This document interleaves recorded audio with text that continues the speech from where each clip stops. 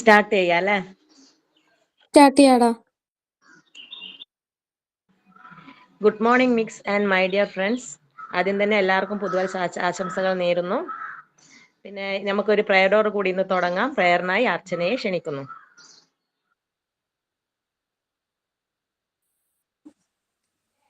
അഖിലാണ്ട മണ്ഡല മണിച്ചോരുക്കി അതിനുള്ളിലാനന്ദ ദീപം കൊളുത്തി പരമാണു പൊരുളിലും സ്ഫുരണമായി നിന്നും പരമപ്രകാശമേ ശരണം നീന്നും സുരഗോള ലക്ഷങ്ങൾ അണിയിട്ടു നിർത്തി അവികല സൗരഭ ബന്ധം പുലർത്തി അതിനൊക്കെ ആധാര സൂത്രമീണക്കി കുടികൊള്ളും സത്യമേ ശരണം നീന്നും ദുരിതങ്ങൾ കൂത്താടും ഉലകത്തിൻ നിന്റെ പരിപൂർണ തേജസ്സു വിളയാടി കാണാൻ ഒരു ജാതി ഒരു മതം ഒരു ദൈവമേവം പരിശുദ്ധ വേദാന്തം സഫലമായി തീരാൻ. Thank you. താങ്ക് യു അർച്ചന. നമുക്ക് സൈൻ ഇൻ ചെയ്യുന്നത് ബിൻഷയാണ്. അതുപോലെ തന്നെ ഒരു ന്യൂ ഇയർ സ്പീച്ചും കൂടി നടത്താന്ന് പറഞ്ഞിട്ടുണ്ട്. അപ്പൊ ബിൻഷയെ ക്ഷണിക്കുന്നു. Good morning, ma'am. Good morning, friends. I am Binsha from Alapi. ഇന്ന് നമുക്ക് ക്ലാസ് എടുക്കാൻ വന്ന ജിഷ മിസ്സിനെയും അതുപോലെ എൻ്റെ എല്ലാ ഫ്രണ്ട്സിനെയും ഞാൻ ഈ ക്ലാസ്സിലേക്ക് സ്വാഗതം ചെയ്യുന്നു. And a very happy new year to all. ഇന്ന് ജാനുവരി 1 ന്യൂ ഇയർ. പുതിയ പ്രതീക്ഷകളുടെയും പ്രതിജ്ഞകളുടെയും നല്ല നാളുകളാണ് പുതുവർഷം. മുൻ വർഷത്തെ നല്ല അനുഭവങ്ങളെ മനസ്സിൽ നിലനിർത്തി മോശമായവയെ നമുക്ക് തുടച്ചു നീക്കാം. 2026 നന്മയുടെയും സന്തോഷത്തിന്റെയും ശാന്തിയുടെയും നല്ല നാളുകൾ സമ്മാനിക്കട്ടെ എന്ന് ഞാൻ ആശംസിക്കുന്നു. Every year we say goodbye to an old year and welcome a fresh new year. Let's embrace this year with hope, positivity and determination. May we learn from our challenges, celebrate our success and strive to be a better every day. All of you a happy new year. Thank you. Thank you Binsha. ഇന്നത്തെ thought of the day പറയുന്നത് Gladys ആണ്. ഗ്ലാഡിസിനെ ക്ഷണിക്കുന്നു. Hi, ഞാൻ Gladys. ഇന്നത്തെ thought of the day: എല്ലാവർക്കും കഴിവുകൾ ഒരുപോലെയല്ല, എന്നാൽ നമുക്കെല്ലാവർക്കും കഴിവുകൾ വികസിപ്പിക്കാനുള്ള അവസരം ഒരുപോലെയാണ്. Doctor APJ Abdul Kalam. I repeat, എല്ലാവർക്കും കഴിവുകൾ ഒരുപോലെയല്ല, എന്നാൽ നമുക്കെല്ലാവർക്കും കഴിവുകൾ വികസിപ്പിക്കാനുള്ള അവസരം ഒരുപോലെയാണ്. Doctor APJ Abdul Kalam. Thank you. Thank you Gladys. Miss, നമുക്കിന്ന് ക്ലാസ് തുടങ്ങാലോ.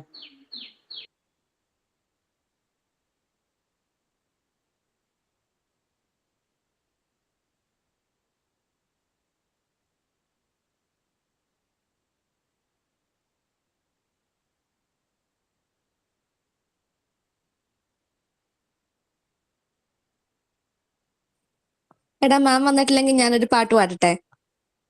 ഓക്കെ, ഞാനത് പറയാൻ പോയുള്ളൂ. ഓക്കെ, ഇപ്പൊ പാടാട്ടോ.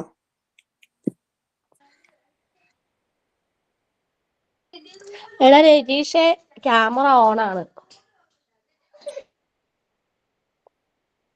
വരമഞ്ഞളാടിയ രാവിന്റെ മാറിൽ ഒരു മഞ്ഞു തുള്ളി ഉറങ്ങി.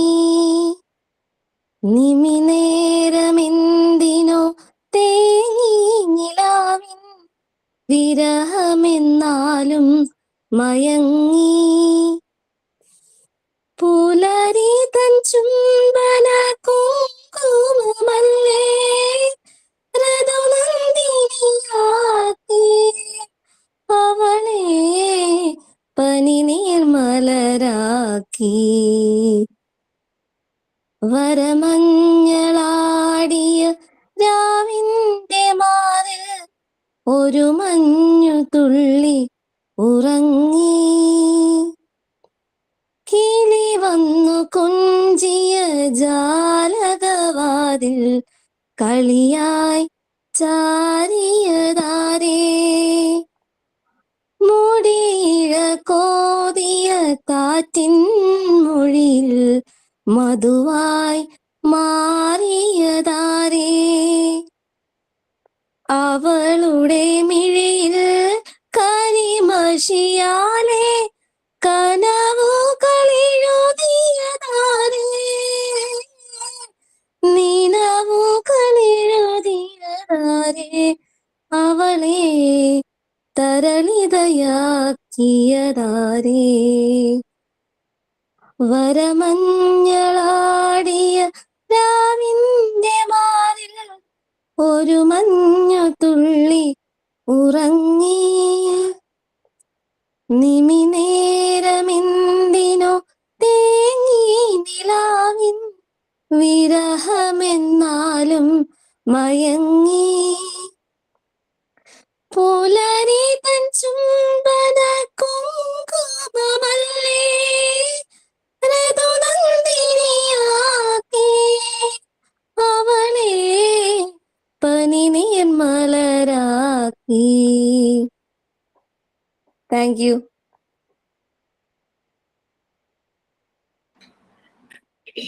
Very nice Gladys. Thank you ma'am. Okay, Rajisha നല്ല ഇതായിട്ട് വീഡിയോ ഒക്കെ ഓൺ ചെയ്ത് വെച്ചപ്പോ രജീഷോട് വീഡിയോ ഓൺ ചെയ്തിരിക്കുവോ എന്ന് പറഞ്ഞേ. വേഗം പാവം അത് വീഡിയോ ഓഫ് ചെയ്തു. ഇത് നമുക്ക് സുധ ടീച്ചർ കൂടെ ഉണ്ട് അല്ലേ? Yes, ma'am. Okay, very happy new year to all of you. Happy New Year. New Year, ma'am. So prayer എല്ലാം കഴിഞ്ഞോ? യെസ് മാം, എല്ലാം കഴിഞ്ഞു. Very good. ഒരു സോങ്ങും കഴിഞ്ഞു. ന്യൂ ഇയർ അങ്ങനെ അടിച്ച് പൊളിച്ചു തുടങ്ങി നമ്മള്. ശരി, ന്യൂ ഇയറിന് ക്ലാസ് വന്നത് ഒരു വിഷമായോ? No ma'am. ഇല്ല മാം, മാമിനെ കണ്ടിട്ട് ഇപ്പൊ കുറച്ചായ പോലെ. സുഖമായിട്ടിരിക്കുന്നോ? സുഖം. എന്ത് പറ്റി നിങ്ങളുടെ ക്ലാസ് എനിക്ക് വരാതിരുന്നതിന് കാരണം വല്ലതും ഉണ്ടോ? ഓർമ്മയില്ല. ഓക്കെ, സോ ഇപ്പൊ ന്യൂ ഇയർ എല്ലാ വർഷവും എല്ലാവരും റെസൊല്യൂഷൻ എടുക്കും. ചിലർ എടുക്കില്ല, ചിലർ വരുന്നത് പോലെ വരട്ടെ, പോകുന്ന പോലെ പോകട്ടെ എന്നുള്ള രീതിയിലായിരിക്കും ചിലരിങ്ങനെ. അപ്പൊ ഇങ്ങനെ ഒരു വർഷം ബാക്കിലേക്ക് ചിന്തിക്കുമ്പോൾ ശരിക്കും പറഞ്ഞു കഴിഞ്ഞാല് എനിക്ക് തോന്നുന്നു ഇത്രയും വർഷത്തിനിടയ്ക്ക് 2025 ഭയങ്കര സ്പീഡിൽ പോയോ എന്നൊരു ഡൗട്ട് തോന്നി. എന്തുകൊണ്ടാണോ എന്നറിയില്ല. നമ്മളൊക്കെ ഒത്തിരി എൻഗേജ്ഡ് ആയതുകൊണ്ടാണോ എന്നും അറിയില്ല കേട്ടോ. അതുകൊണ്ടായിരിക്കാം ചിലപ്പോ സ്പീഡിലങ്ങ് പോയതായിട്ട് തോന്നുന്നത്. 2025 ആദ്യത്തെ 2 മാസങ്ങൾ വളരെ എന്താ പറയാ നെഗറ്റീവ് അടിച്ച മാസങ്ങളായിരുന്നു. ശരിക്കും പറഞ്ഞു കഴിഞ്ഞാല് കുറേ സ്ഥലങ്ങളിലെ ക്രൈംസ്, ഭയങ്കരമായിട്ട് വയലൻസ്. അത് പണ്ടൊക്കെ നമ്മള് എന്ന് പറഞ്ഞു കഴിഞ്ഞാല് അമേരിക്കയിൽ ഒരു സ്കൂളിൽ അല്ലെങ്കിൽ എവിടെയെങ്കിലും കയറി ഒരാള് തോക്കെടുത്ത് കുറെ പേരെ വെടിവെച്ച് കൊന്നു. മേ ബി 18 വയസ്സ് 16 വയസ്സ് 17 വയസ്സ് അങ്ങനെയൊക്കെയുള്ള കുട്ടികളായിരുന്നിരിക്കാം. അതൊക്കെ നമ്മളിങ്ങനെ എത്രയോ ദൂരെയുള്ള അമേരിക്കയിലും അതുപോലുള്ള കൺട്രീസിലുമാണ് നമ്മൾ കേട്ടത്. ഇപ്പൊ നമ്മൾ നമ്മുടെ വീടിന്റെ തൊട്ടടുത്ത് കേൾക്കുന്നു. ആ ഒരു അവസ്ഥയിലേക്ക് നമ്മുടെ നാട് എത്തിയല്ലേ. അപ്പൊ ശരിക്കും അത് എന്തുകൊണ്ടാണ് എന്ന് ഇങ്ങനെ ആലോചിക്കുമ്പോൾ പല ഫാക്ടേഴ്സ് വരുന്നുണ്ട്. ഡിജിറ്റൽ വേൾഡിന്റെ ഇൻഫ്ലുവൻസ്, പിന്നെ ഫാമിലിയിലെ ആ ഒരു അരക്ഷിതാവസ്ഥ, ബന്ധങ്ങളിലെ വിള്ളലുകൾ, അതൊക്കെ തന്നെയായിരിക്കാം കാരണങ്ങൾ എന്ന് തോന്നുന്നു. ഇതിനെല്ലാം എന്ത് നമ്മൾക്ക് ചെയ്യണം? ഇപ്പൊ മറിയ മോണ്ടിസോറി ഇത് 19ാം നൂറ്റാണ്ടിലേ ചിന്തിച്ചിരുന്നു. ആ ഒരു 19th സെഞ്ചുറിയിലെ അവരതിനെ കുറിച്ച് ചിന്തിച്ചു. അവരത് 2 വേൾഡ് വാർ കണ്ടതിന്റെ ആ ഒരു ട്രോമയിൽ നിന്നാണ് അവർക്ക് ഇങ്ങനെയൊരു ജനറേഷൻ ആണെങ്കിൽ നമ്മളുടെ ലോകം, അവരവരുടെ നാട് മാത്രമല്ല വിചാരിച്ചു കേട്ടോ. ഇറ്റലിയിലായിരുന്നു അവര്. മുസോളിനിയുടെ കാര്യങ്ങളെല്ലാം കേട്ടു വളർന്ന ഒരു ബാല്യം തന്നെയായിരിക്കും അവർക്ക് ഉണ്ടായിരുന്നത്. Even Maria Montessori method propose ചെയ്ത പലയിടത്തും അത് സക്സസ് ആയി. യൂറോപ്യൻ കൺട്രീസിൽ നിന്ന് പലയിടത്തുനിന്നും ഇൻവിറ്റേഷൻ വന്നു. അങ്ങനെ യൂറോപ്യൻ കൺട്രീസ് മാത്രമല്ല, അവർ വേൾഡ് മുഴുവൻ ട്രാവൽ ചെയ്ത് ഈ ഒരു മെത്തേഡ് അങ്ങോട്ട് എല്ലാവരിലേക്കും എത്തണം എന്നുള്ള അവരുടെ തീക്ഷ്ണമായ ആഗ്രഹമായിരുന്നു. പക്ഷെ ആ സമയത്ത് ഇറ്റലിയിലെ മുസോളിനിയുടെയും ജർമ്മനിയിലെ ഹിറ്റ്ലറും രണ്ടുപേരെയും ഏകദേശം കോമ്പറ്റീഷൻ ആയിരുന്നു തോന്നുന്നു. ആരാണ് ഏറ്റവും വില്ലൻ എന്നുള്ള രീതിയിൽ ആ രീതിയിലുള്ള ഭരണമായിരുന്നു അവരുടെ. അവരാളുകളെ കൊന്നെടുക്കാൻ അവർക്ക് ഒട്ടും മടിയുണ്ടായിരുന്നില്ല ശരി പറഞ്ഞിട്ടില്ല. അപ്പോ ആദ്യം അവര് ആക്സെപ്റ്റ് ചെയ്തു മോണ്ടിസോറിയുടെ ഈ മെത്തേഡ്. അത് കഴിഞ്ഞപ്പോ അവര് അതിനെ ബാൻ ചെയ്യാൻ തുടങ്ങി. ഓട്ടോക്രാറ്റിക് റൂളേഴ്സ് ആണ്, ഏകാധിപതികളാണല്ലോ, അപ്പൊ അവരെന്ത് പറഞ്ഞാലും അത് നടക്കും, അല്ലെങ്കിൽ അവർ നടപ്പാക്കും, ആ ഒരു രീതിയിലായിരുന്നു. അപ്പൊ അങ്ങനെ ഇറ്റലിയിൽ അവരുടെ സ്വന്തം നാട്ടില് അവര് തുടങ്ങി വെച്ച സ്കൂളുകളും ട്രെയിനിങ് ഇൻസ്റ്റിറ്റ്യൂട്ടുകളും എല്ലാം അടച്ചിടേണ്ടതായിട്ട് വന്നു, അടപ്പിച്ചു. അങ്ങനെ ജർമ്മനിയിൽ അത് ബാൻ ചെയ്തു. അങ്ങനെ ഇങ്ങനെ വന്നു. അത് കഴിഞ്ഞപ്പോ അവരുടെ കാലം പെട്ടെന്ന്, ഇങ്ങനെയുള്ള ദുഷ്ടന്മാരൊന്നും അധികകാലം ജീവിച്ചിരിക്കില്ലല്ലോ, ഇവരിങ്ങനെ ഭയങ്കരമായിട്ട് കേറി വരും, അതുപോലെ തന്നെ ഇവരുടെ നാശം സംഭവിക്കും. അങ്ങനെ കഴിഞ്ഞപ്പോഴേക്കും പിന്നെ ഇത് ഇപ്പോഴും ഈ ഒരു കാലഘട്ടം വന്നപ്പോഴും ഇത്രയും വർഷങ്ങൾക്ക് ശേഷവും ഈ ഒരു മെത്തേഡ് ഭയങ്കര പബ്ലിസിറ്റി ആയി വരും. CBSE സ്കൂളുകളിലും ഇപ്പൊ ഗവൺമെന്റ് സ്കൂളുകളിലും ഈ ഒരു മെത്തേഡ് വളരെയധികം ആക്സെപ്റ്റബിൾ ആണ്. കാരണം അത് വേണം എന്ന് തന്നെയാണ് എഡ്യൂക്കേറ്റേഴ്സിന്റെ ഒരു തീരുമാനം. പല ഡിസ്കഷൻസിന് പോകുമ്പോഴും ഒരു മോണ്ടിസോറി മെത്തേഡിനെ കുറിച്ച് അവർ ഡയറക്ട്ലി ഒന്നും പറയുന്നില്ലെങ്കിലും ഇങ്ങനെയുള്ള കുട്ടികളിലെ അക്രമാസക്തരായ കുട്ടികൾ, അല്ലെങ്കിൽ ഭയങ്കരമായിട്ട് വിത്ഡ്രോ ആയി പോകുന്ന കുട്ടികള്, പിന്നെ ഈ പല അഡിക്ഷനിലേക്ക് പോകുന്നത്, പ്രത്യേകിച്ചും സ്ക്രീൻ അഡിക്ഷൻ, അങ്ങനെയൊക്കെ പോകുന്ന കുട്ടികൾ, സ്ക്രീൻ അഡിക്ഷൻ ആണ് കൂടുതലും. സബ്സ്റ്റൻസ് അബ്യൂസിനേക്കാളും സ്ക്രീൻ അഡിക്ഷൻ ആണ്. ചെറിയ പ്രായത്തിൽ തുടങ്ങും എന്നുള്ളതാണ് വ്യത്യാസം. അങ്ങനെയുള്ള കുട്ടികൾക്ക് ലൈഫ് സ്കിൽസ് പ്രൊവൈഡ് ചെയ്യുക, അതാണ് ഏറ്റവും കൺക്ലൂഡ് ചെയ്യുന്നത്. ഏതൊരു ഡിസ്കഷനും ചെന്ന് കൺക്ലൂഡ് ചെയ്യുന്നത് ലൈഫ് സ്കില്ല് പ്രൊവൈഡ് ചെയ്യുക. നമ്മുടെ മെത്തേഡും അത് തന്നെയാണ്, ലൈഫ് സ്കില്ലാണ് മറിയ മോണ്ടിസോറി ഈ മെത്തേഡിൽ ഡിസൈൻ ചെയ്ത് വെച്ചിരിക്കുന്നത്. അപ്പൊ അതിനെ പല പല ഏരിയകളായിട്ട് തിരിച്ചിട്ടാണ് അവർ ഡിസൈൻ ചെയ്തത്. നമ്മുടെ പാർട്ട് 3 എത്തുമ്പോൾ അതിലേക്ക് എത്തും. പക്ഷെ എന്നാലും നിങ്ങൾക്ക് ആ ഒരു ഐഡിയ തരണം എന്ന് വിചാരിച്ച് ഇൻട്രൊഡക്ഷൻ ക്ലാസ്സിൽ എനിക്ക് പറ്റാവുന്ന രീതിയിൽ ഞാൻ അതിന്റെ ഒരു കൺസെപ്റ്റ് തന്നിട്ടുണ്ടായിരുന്നു. ഈ ഒരു ഐഡിയ വേണം. നമ്മൾ നമ്മുടെ വീട്ടിൽ നിന്ന്, നമ്മുടെ നൈബർഹുഡിൽ നിന്ന് ഒക്കെ നമ്മളിത് തുടങ്ങുവാണെങ്കിൽ നമുക്കൊരു ഏരിയയിൽ, ഒരു കമ്മ്യൂണിറ്റിയിൽ ചേഞ്ചസ് വരുത്താൻ നമുക്ക് പറ്റും. അതിന് നമുക്കൊരു ജോലി കിട്ടി ഒരു സ്കൂളിൽ പോകാൻ വരെ നമ്മൾ നോക്കിയിരിക്കേണ്ട ആവശ്യമില്ല. നമുക്ക് നമ്മുടെ വീട്ടിൽ നിന്ന് തുടങ്ങാം, നമ്മുടെ അയൽവക്കത്തിൽ നിന്ന് തുടങ്ങാം. ഇനിയിപ്പോ 2 മാസം കൂടെ കഴിയുമ്പോഴേക്കും സമ്മർ വെക്കേഷൻ സ്റ്റാർട്ട് ചെയ്യും. ഈ സമ്മർ വെക്കേഷന് നമുക്ക് മാക്സിമം നമ്മുടെ അടുത്തുള്ള കുട്ടികള്, നമ്മുടെ വീട്ടിലുള്ള കുട്ടികളെ എല്ലാവരും കൂടെ ഒരുമിച്ച് ചേർത്ത് ഇതുപോലെ പണ്ടത്തെ നമ്മുടെ കുറെ കളികളും കാര്യങ്ങളൊക്കെ ഉണ്ടല്ലോ, അതിലേക്കൊക്കെ കൊണ്ടുവന്നു കഴിഞ്ഞാൽ കൊച്ചു കുട്ടികൾക്ക് അതൊക്കെ ഭയങ്കര ഇഷ്ടമാണ്. അവർക്ക് ശരിക്കും പാരന്റ്സ് അതിനുള്ളൊരു സ്പേസ് കൊടുക്കാത്തതുകൊണ്ടാണ് അവർ ഈ മൊബൈലിലേക്ക് പോകുന്നത്. അവർ നോക്കുമ്പോൾ പാരന്റ്സ് രണ്ടുപേരും വളരെയധികം യൂസ് ചെയ്യുന്ന ഒരു സാധനമായിരിക്കും മൊബൈൽ. അല്ലെങ്കിൽ പാരന്റ്സ് എന്ന് പറയണ്ട, വീട്ടിലുള്ള മറ്റ് ഫാമിലി മെമ്പേഴ്സ് എല്ലാം മൊബൈലിൽ കൂടുതൽ ഉപയോഗിക്കുന്നവർ തന്നെയായിരിക്കും, അല്ലാന്ന് നമുക്ക് പറയാൻ പറ്റില്ല. പക്ഷെ ഇങ്ങനെ ഒരു സ്പേസ് അവർക്ക് കൊടുക്കുവാണെങ്കിൽ ഡെഫിനറ്റ്ലി നമുക്ക് ചേഞ്ചസ് വരുത്താം. വലിയ മക്കളിലേക്ക് നമുക്ക് എത്താനായിട്ട് പറ്റില്ലായിരിക്കാം, പക്ഷെ ചെറിയ കുട്ടികളിലേക്ക് തുടങ്ങി നമുക്കത് ചെയ്യാം. ഒരു 2 വർഷത്തെ കുട്ടികൾ മാത്രമാണ് ശരിക്കും മൊബൈൽ അവർക്ക് ഉപയോഗിക്കേണ്ടതായിട്ട് വന്നിട്ടുള്ളൂ ആ കോവിഡ് സമയത്ത്. അതിനുശേഷമുള്ള കുട്ടികൾ എന്തുകൊണ്ട് ഇതിന് അഡിക്ഷൻ ആകുന്നു എന്നുള്ളതിന്റെ ഉത്തരവാദികൾ നമ്മൾ തന്നെയായിരിക്കും, പാരന്റ്സ് തന്നെയായിരിക്കും കൊടുത്തിട്ടുള്ളത് ചെറിയ മക്കൾക്ക്. ആ 2 വർഷത്തെ കുട്ടികൾ ശരി നമുക്കൊന്നും ചെയ്യാൻ പറ്റിയില്ല, അവർക്ക് അത് കൊടുത്തേ പറ്റൂ എന്നുള്ള രീതിയിൽ നമുക്കിത് നിഷേധിക്കാൻ ബുദ്ധിമുട്ടാണ്, പക്ഷെ നിയന്ത്രിക്കാൻ നമുക്ക് പറ്റും. അതിന് നമ്മളും കൂടെ ഇൻവോൾവ് ആകണം. അവരുമായിട്ടുള്ള പല ആക്ടിവിറ്റീസിൽ നമ്മളും കൂടെ ഇൻവോൾവ് ആകണം. സമയമില്ല എന്നൊരു കാര്യം ഒരിക്കലും ആസ് എ പാരന്റ് അല്ലെങ്കിൽ ആസ് എ ഫാമിലി മെമ്പർ അല്ലെങ്കിൽ നമ്മുടെ അയൽപക്കത്തുള്ള ഒരു കുട്ടിക്ക് വേണ്ടിയിട്ട് നമുക്ക് പറയാൻ പറ്റില്ല. കാരണം ഇറ്റ്സ് അവർ റെസ്പോൺസിബിലിറ്റി. നമ്മൾ കമ്മിറ്റഡ് ആയിരിക്കണം ആ ഒരു കാര്യത്തിൽ. ഒരു കുഞ്ഞിന്റെ മാതാപിതാക്കളാകുമ്പോൾ അല്ലെങ്കിൽ ഒരു സ്കൂളിലെ ടീച്ചർ ആകുമ്പോൾ നമ്മളുടെ കമ്മിറ്റ്മെന്റും റെസ്പോൺസിബിലിറ്റിയും അത്രയും വൈഡ് ആവുക. നമ്മളൊരു കുഞ്ഞിലേക്ക് മാത്രമല്ല എത്തുന്നത്, ഒരു ഫാമിലിയിലേക്ക് എത്തുന്നു, അങ്ങനെ പല ഫാമിലിയിലേക്ക് എത്തുന്നു. ഒരു സൊസൈറ്റിയുടെ മുഴുവനും റെസ്പോൺസിബിലിറ്റി നമ്മളുടെ കയ്യിൽ വരിക. അപ്പൊ ആലോചിച്ച് നോക്കൂ, എത്ര ഡിവൈൻ ആയിട്ടുള്ള ഒരു ആക്ഷൻ ആണ് നമ്മൾ ശരിക്കും ചെയ്യേണ്ടത്. അപ്പോൾ നമുക്കങ്ങനെ എല്ലാവരും ദൈവത്തിൽ വിശ്വസിക്കുന്നുണ്ടോ എന്ന് എനിക്കറിയില്ല, എന്നാലും സം ഫോഴ്സ് അവര് നമ്മളെ അസൈൻ ചെയ്തേക്ക് ഡു ദിസ് എന്ന് പറയുന്നത്. ദൈവത്തെ വിശ്വസിക്കുന്നുള്ളവർക്ക് അറിയാം, ദൈവം ഒരിക്കലും നേരിട്ട് വരില്ല. ദൈവം കുറെ പേര് അസൈൻ ചെയ്യും, you have to do this, you have to do this എന്നുള്ളത്. ഓക്കെ, ടീച്ചർക്കൊക്കെ അങ്ങനെ കുറെ എക്സ്പീരിയൻസ് ഉണ്ടാവും. ടീച്ചർ അന്ന് അറിയുന്നതുകൊണ്ടാണ് ഞാൻ അങ്ങനെ പറഞ്ഞ. വേറെയും ടീച്ചേഴ്സ് നമ്മുടെ ഗ്രൂപ്പിൽ ഉണ്ടാവുമായിരിക്കും. But definitely we can do many things, miracles എന്ന് തന്നെ പറയാം. ഓക്കെ, ആൻഡ് നമുക്ക് സെൽഫ് ഹീൽ ചെയ്യാനും നമ്മൾ കേപ്പബിൾ ആകും. നമ്മൾ ചിലപ്പോൾ ഭയങ്കര പ്രശ്നങ്ങളൊക്കെ ഉള്ള ചുറ്റുപാടിൽ നിന്നായിരിക്കും വരുന്നത്. നമ്മുടെ പ്രശ്നങ്ങളൊന്നും മാറിയിട്ടുണ്ടാവില്ല, ബട്ട് നേരത്തേക്കാളും നമുക്ക് മാനേജ് ചെയ്യാനായിട്ട് നമുക്ക് പറ്റും. ആ രീതിയിൽ നമ്മൾ പ്യൂരിഫൈഡ് ആവും. എന്നോട് പലരും ചോദിച്ചു, എങ്ങനെയാണ് ഈ മോണ്ടിസോറി കോഴ്സ് പഠിപ്പിക്കുന്ന ട്രെയിനിങ്, എങ്ങനെ ട്രെയിനിങ് കൊടുക്കും ടീച്ചേഴ്സിന്? ഞാൻ ഒന്നേ പറഞ്ഞു, നമ്മുടെ മനസ്സിൽ ക്വാളിറ്റി ഉണ്ടാവണം. ചിലപ്പോ അത് വളരെ ലോ ലെവലിലായിരിക്കാം ഉണ്ടാകുന്നത്. അത് ഇങ്ങനെ കൂടും. അങ്ങനെ ഒരു നല്ലൊരു ലെവലിലേക്ക് നമ്മൾ എത്തുമ്പോഴേക്കും ആ ഒരു പ്രകാശം ചുറ്റും പരക്കും. നമുക്ക് അണഞ്ഞു തീരുന്ന പ്രകാശമാണോ നല്ലത്, അതോ എപ്പോഴും കത്തി നിൽക്കുന്ന പ്രകാശമാണോ വേണ്ടത്? എപ്പോഴും കത്തി നിൽക്കുന്ന പ്രകാശം. എപ്പോഴും കത്തി നിൽക്കണം അല്ലെ? അപ്പൊ നമ്മൾ ഇങ്ങനെ പ്രകാശം പരത്തുന്നവരായിട്ട് മാറും. ആ ഒരു ഡിഫറൻസ് നിങ്ങൾക്ക് തന്നെ ഫീൽ ചെയ്യും. അത് ഇപ്പൊ ഫീൽ ചെയ്ത് തുടങ്ങിയിട്ടുണ്ടാകുമായിരിക്കും. ടീച്ചർമാരുള്ളവർക്ക് അത്, ടീച്ചർമാരായിട്ടുള്ളവർക്കും അതുപോലെ തന്നെ മക്കളെ ഒത്തിരി സ്നേഹിക്കുന്ന, കുഞ്ഞുങ്ങളെ ഒത്തിരി സ്നേഹിക്കുന്ന എല്ലാവർക്കും തോന്നും. പിന്നെ ഈ മദർഹുഡ് എന്ന് പറയുന്നത് പ്രസവിച്ച അമ്മയാൽ മാത്രം ഉണ്ടാകുന്നല്ല കേട്ടോ, അതെല്ലാരിലും ഉണ്ട്. ഈവൻ മെയിലിലുമുണ്ട്. സ്ത്രീകളിൽ മാത്രമല്ല മദർഹുഡിന്റെ ആ ഒരു ഇത് വരുന്നത്. ആ മദർഹുഡ് എന്നങ്ങ് മാതൃത്വം എന്ന് പറയുന്നേ ഉള്ളൂ. ആ പിതൃത്വം സെയിം തന്നെയാണ്. എത്രയോ അച്ഛന്മാരെ നമ്മൾ കണ്ടിട്ടുണ്ടാവും, അല്ലെങ്കിൽ എത്രയോ പുരുഷന്മാരെ നമ്മൾ കണ്ടിട്ടുണ്ടാവും അല്ലെ, കുട്ടികളെ ഭയങ്കര ഇതായിട്ട് കെയർ ചെയ്യുന്നത്. അതിന് പ്രസവിക്കണം എന്ന് തന്നെ നിർബന്ധമൊന്നുമില്ല. പ്രസവിച്ചാലേ ആ മദർഹുഡ് മനസ്സിൽ തോന്നുള്ളൂ. തോന്നില്ല.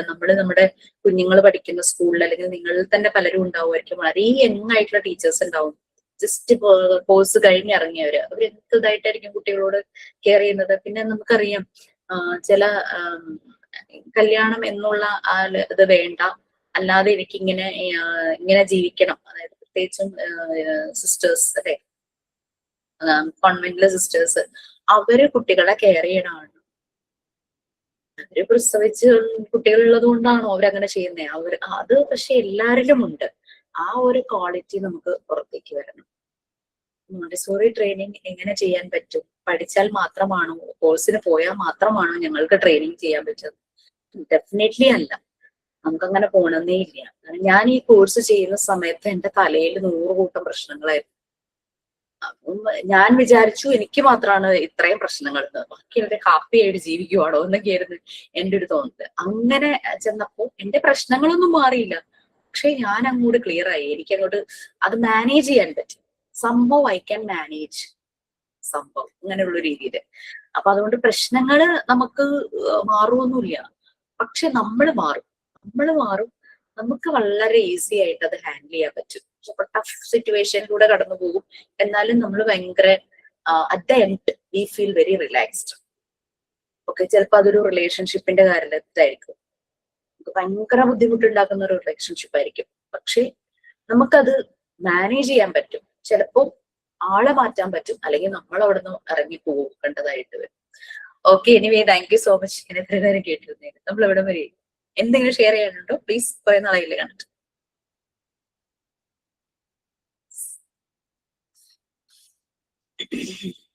നയൻത്ത് ബാച്ച് കംപ്ലീറ്റ് ആയപ്പോഴാണ് അവരുടെ കോഴ്സ് കംപ്ലീറ്റ് ആയപ്പോഴാണ് നിങ്ങളുടെ ബാച്ച് സ്റ്റാർട്ട് ചെയ്തത്. അവരുടെ കോൺവെക്കേഷൻ ആണ് ഇപ്പോൾ ജനുവരി 24th. Miss excuse me miss, ഒരു കുട്ടികളുടെ എഴുതാൻ പറഞ്ഞില്ലേ 0 to 21, 22 ഏജ് വരെ? 24. ഓക്കെ, 24 വരെ. അത് സ്റ്റാർട്ട് ചെയ്യണത് ജസ്റ്റ് ഒരു സ്റ്റാർട്ടിങ് ഒന്ന് പറഞ്ഞുതരും, എങ്ങനെയാണ് സ്റ്റാർട്ട് ചെയ്യാന്ന്? നിങ്ങൾ 4 പീരീഡ് ആയിട്ട് ഡിവൈഡ് ചെയ്തില്ലേ? 4 പീരീഡ് എന്ന് പറയുമ്പോൾ നമുക്ക് 0 to 6, 6 to 12, 12 to 18, 18 to 24 അല്ലേ? 6 to 12, 12 to 18, 18 to 24. ഓക്കെ, ഇതാണ് 4 പീരീഡ്. മറിയം മോണ്ടിസോറി ശരിക്കും അതിനെ 2 സ്റ്റേജ് ആയിട്ടാണ് കേട്ടോ ഡിവൈഡ് ചെയ്തത്, ചൈൽഡ്ഹുഡ് ആൻഡ് അഡൾട്ട്ഹുഡ് എന്നുള്ള രീതിയിൽ. ചൈൽഡ്ഹുഡ് എന്ന് പറയുന്നത് അവര് പറയുന്നത് ബർത്ത് തുടങ്ങി 12 years വരെ, അഡൾട്ട്ഹുഡ് എന്ന് പറയുന്നത് ടീനേജ് സ്റ്റാർട്ട് ചെയ്യുന്ന 12 to 24 വരെ എന്നുള്ള രീതിയിലാണ്. എഗെയിൻ അവർ അതിനെ പീരീഡ് ആയിട്ട് ഡിവൈഡ് ചെയ്തപ്പോഴാണ് അത് വീണ്ടും സ്പ്ലിറ്റായി 4 ആയത്. ഞാനത് ചെയ്യാൻ പറഞ്ഞത് ഒരു അസസ്മെന്റ് ടൂളാണ്. എനിക്ക് തോന്നുന്നു ടീച്ചേഴ്സിന് കുറച്ചുകൂടെ അത് കണക്ട് ചെയ്യാൻ പറ്റും. കാരണം നിങ്ങൾ കാണുന്നത് ഒരു 0 to 6 years അല്ലെങ്കിൽ 3 to 6 yearsലുള്ള കുട്ടികളാണ് നമ്മളുടെ മുന്നിൽ വരുന്നത്. ഡേ കെയർ ഒക്കെ ആകുമ്പോൾ ഒരു 2 to 6, ചിലപ്പോൾ 6 years മുകളിലുള്ള ചില കുട്ടികളും ഡേ കെയറിൽ വരുമായിരിക്കും. ഹയർ ക്ലാസ്സിലേക്ക് പോകുന്ന ടീച്ചേഴ്സിന് ഹയർ ക്ലാസ്സിലേക്കുള്ള കുട്ടികൾ, നമ്മുടെ വീട്ടിൽ നമ്മുടെ കുട്ടികൾ, നമ്മുടെ നൈബർഹുഡിലുള്ള കുട്ടികൾ, നമുക്ക് പരിചയമുള്ള മറ്റു കുട്ടികൾ, ഇവരൊക്കെ പല പല ഏജിലുള്ളവരെ നമ്മൾ കാണുന്നുണ്ടാവും. അപ്പൊ നിങ്ങൾ ഒബ്സർവ് ചെയ്യുന്ന ഒരു കുട്ടിയുടെ നമുക്ക് പേരെഴുതാൻ താല്പര്യമില്ലെങ്കിൽ എന്തെങ്കിലും ഒരു കോർഡിനേറ്റ് വെച്ചിട്ട് ആ കുട്ടീന്റെ ചേഞ്ചസ് നമുക്ക് നോട്ട് ചെയ്യാം. ഇപ്പൊ ജനിച്ചൊരു കുട്ടി കുട്ടിനെ ഒബ്സർവ് ചെയ്യാന്ന് വിചാരിച്ചു.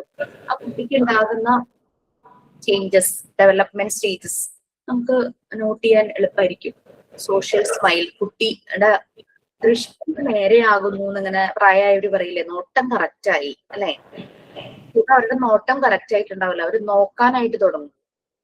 തല ഇത് സപ്പോർട്ട് കൊടുത്താലേ അവരുടെ തല ഇതാകിയിരിക്കുള്ളൂ, തല ഉറയ്ക്കുന്ന ഒരു പ്രായം.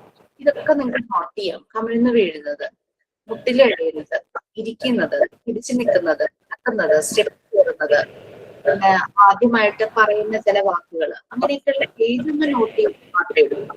ഇത് ചെയ്യുന്ന എന്തിനാന്ന് വെച്ച് കഴിഞ്ഞാല് ചില സമയത്ത് ചില ഡിഫോമിറ്റീസ് കാരണം കുട്ടികളുടെ ഈ ഡെവലപ്മെന്റ് പ്രോപ്പർ ടൈമിൽ നടന്നെന്ന് വരില്ല. അപ്പൊ ചില കുട്ടികളുടെ ചില ഒന്ന് വൈകുമായിരിക്കും. അതായത് ഇപ്പൊ ചില കുട്ടികൾ 8ാം മാസത്തിലേ നടക്കും, ചില കുട്ടികൾ 1 വയസ്സ് കഴിയുമ്പോഴേ നടക്കുള്ളൂ. അതൊന്നും പ്രോബ്ലം ഇല്ല. എന്നിട്ടും നടന്നില്ല, 1 വയസ്സ് കഴിഞ്ഞിട്ടും നടക്കുന്നില്ലെങ്കിൽ മാത്രമാണ് നമുക്ക് ഡോക്ടറെ കാണിക്കേണ്ടതോ അങ്ങനെ എന്തെങ്കിലുമൊക്കെ ആവശ്യങ്ങളൊക്കെ വരുള്ളൂ. ഇത് നിങ്ങള് കുട്ടികളെ ഒബ്സർവ് ചെയ്ത് നോട്ട് ചെയ്യാവുന്നതേ ഉള്ളൂ.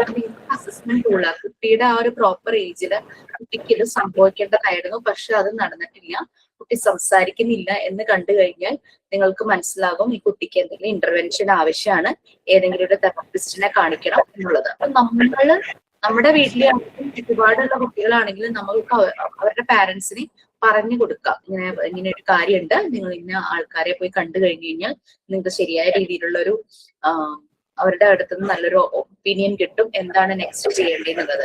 അതായത് കുട്ടികളുടെ ക്രോണോളജിക്കൽ ഏജും മെന്റൽ തമ്മിലുള്ള ഡിഫറൻസ് വരുമ്പോഴാണ് ഈ പ്രോബ്ലം വരുന്നത്. അത് പലപ്പോഴും സ്കൂളിൽ വിടുമ്പോഴാണ് എല്ലാവരും കൂടുതൽ ശ്രദ്ധിക്കുള്ളൂ. അതായത് സ്കൂളിൽ വിടുമ്പോൾ ഒരു 6 വയസ്സുകാരൻ ഒരു 2 വയസ്സുകാരന്റെ കാര്യങ്ങളാണ് ചെയ്യുന്നതെങ്കിൽ ദാറ്റ് മീൻസ് അവരുടെ ക്രോണോളജിക്കൽ ഏജ് 6 വയസ്സായിരിക്കും, പക്ഷെ മെന്റൽ ഏജ് അപ്പോഴും 2 വയസ്സ്. ഡെവലപ്മെന്റ് സംഭവിച്ചിട്ടില്ല, മെന്റൽ ഡെവലപ്മെന്റ് സംഭവിച്ചിട്ടില്ല. അപ്പൊ ചെറിയ പ്രായങ്ങളിൽ നമുക്ക് ഇങ്ങനെ വരുന്ന ഡിഫോമിറ്റീസ് പെട്ടെന്ന് തന്നെ അതിൻ്റെതായ എക്സ്പേർട്ടുകളുടെ ശ്രദ്ധയിൽപ്പെടുത്തി കഴിഞ്ഞാൽ നമുക്ക് അത് വേഗം മാറ്റാനായിട്ട് പറ്റും. അപ്പൊ പൊതുവെ ടീച്ചേഴ്സാണ് ഇത് കൂടുതൽ ഒബ്സർവ് ചെയ്യുന്നത്. അവർക്ക് കാര്യങ്ങൾ ചെയ്യാനായിട്ട് പറ്റും. ചെറിയ ക്ലാസ്സിൽ നമുക്ക് 4 വയസ്സ് 6 വയസ്സിനുള്ളിൽ തന്നെ ഇത് കണ്ടെത്തി ശരിയായ രീതിയിൽ ഒരു ഇന്റർവെൻഷൻ അവർക്ക് കിട്ടിക്കഴിഞ്ഞു കഴിഞ്ഞാൽ ആ കുട്ടിയുടെ ആ ഒരു ഡെവലപ്മെന്റ് ശരിയായ രീതിയിൽ പോകും. അല്ലെങ്കിൽ നമ്മൾ ശ്രദ്ധിക്കപ്പെടാതെ പോയി കഴിഞ്ഞാൽ ഡിസ്ട്രിക്റ്റ് അങ്ങ് പ്രോഗ്രസീവ് ആകാനുള്ള ചാൻസസ് ഉണ്ട്. അതിന് വേണ്ടിയിട്ടാണ് പറഞ്ഞത് കേട്ടോ. അത് പാർട്ട് സ്റ്റാർട്ട് ചെയ്തോ ടീച്ചേഴ്സ്? മോഡ്യൂൾ 1 പാർട്ട് 2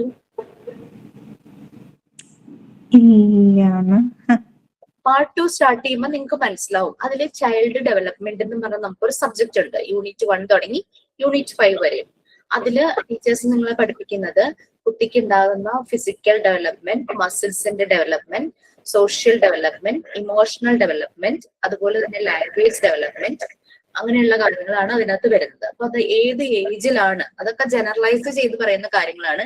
ഏജിന്റെ കാര്യങ്ങൾ അങ്ങോട്ടും ഇങ്ങോട്ടൊക്കെ ചെറിയ ഏറ്റക്കുറച്ചിൽ ഉണ്ടാകാം, എന്നാലും ഒത്തിരി ചേഞ്ചസ് വന്നു കഴിഞ്ഞാൽ ദാറ്റ് മീൻസ് ആ കുട്ടിക്ക് എന്തോ ഒരു ഡിഫോമിറ്റീസ് ഉണ്ടെന്നാണ് നമുക്ക് മനസ്സിലാക്കാൻ പറ്റും. നമുക്ക് ആ പാരന്റ്സിനെ ഹെൽപ്പ് ചെയ്യാൻ പറ്റും. അതിന് വേണ്ടിയിട്ടാണ് ഒരു അസസ്മെന്റ് ടൂള് ചെയ്യാൻ പറഞ്ഞത്. ഇത് സബ്മിഷൻ ഉള്ളതോ അങ്ങനെ ഒന്നും അല്ല കേട്ടോ. നിങ്ങൾക്ക് നിങ്ങളുടെ ജേർണിയുടെ ഒരു ഗ്രോത്ത്, അതിന് വേണ്ടിയിട്ടുള്ള അസസ്മെന്റ് വിചാരിക്കും. Thank you miss. Okay fine. നമ്മള് ക്ലാസ് എവിടെ വരെയായി? Ma'am page number 23 aims and objectives of mental hygiene കഴിഞ്ഞു. ഇനി need for mental hygiene in schools ആണ് സ്റ്റാർട്ട് ചെയ്യേണ്ടത്.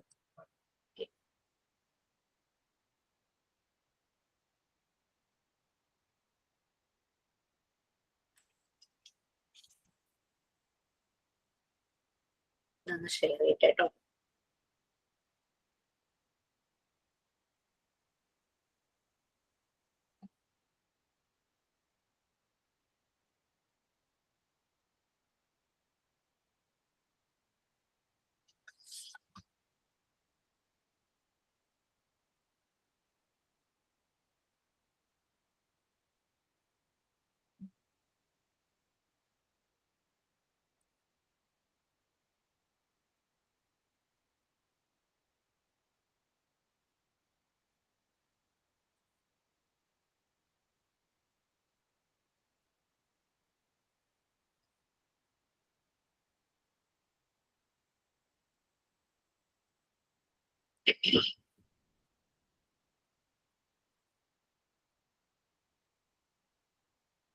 ഇതാണ് ഇനി സ്റ്റാർട്ട് ചെയ്യേണ്ടത് അല്ലെ, aims and objectives of mental hygiene.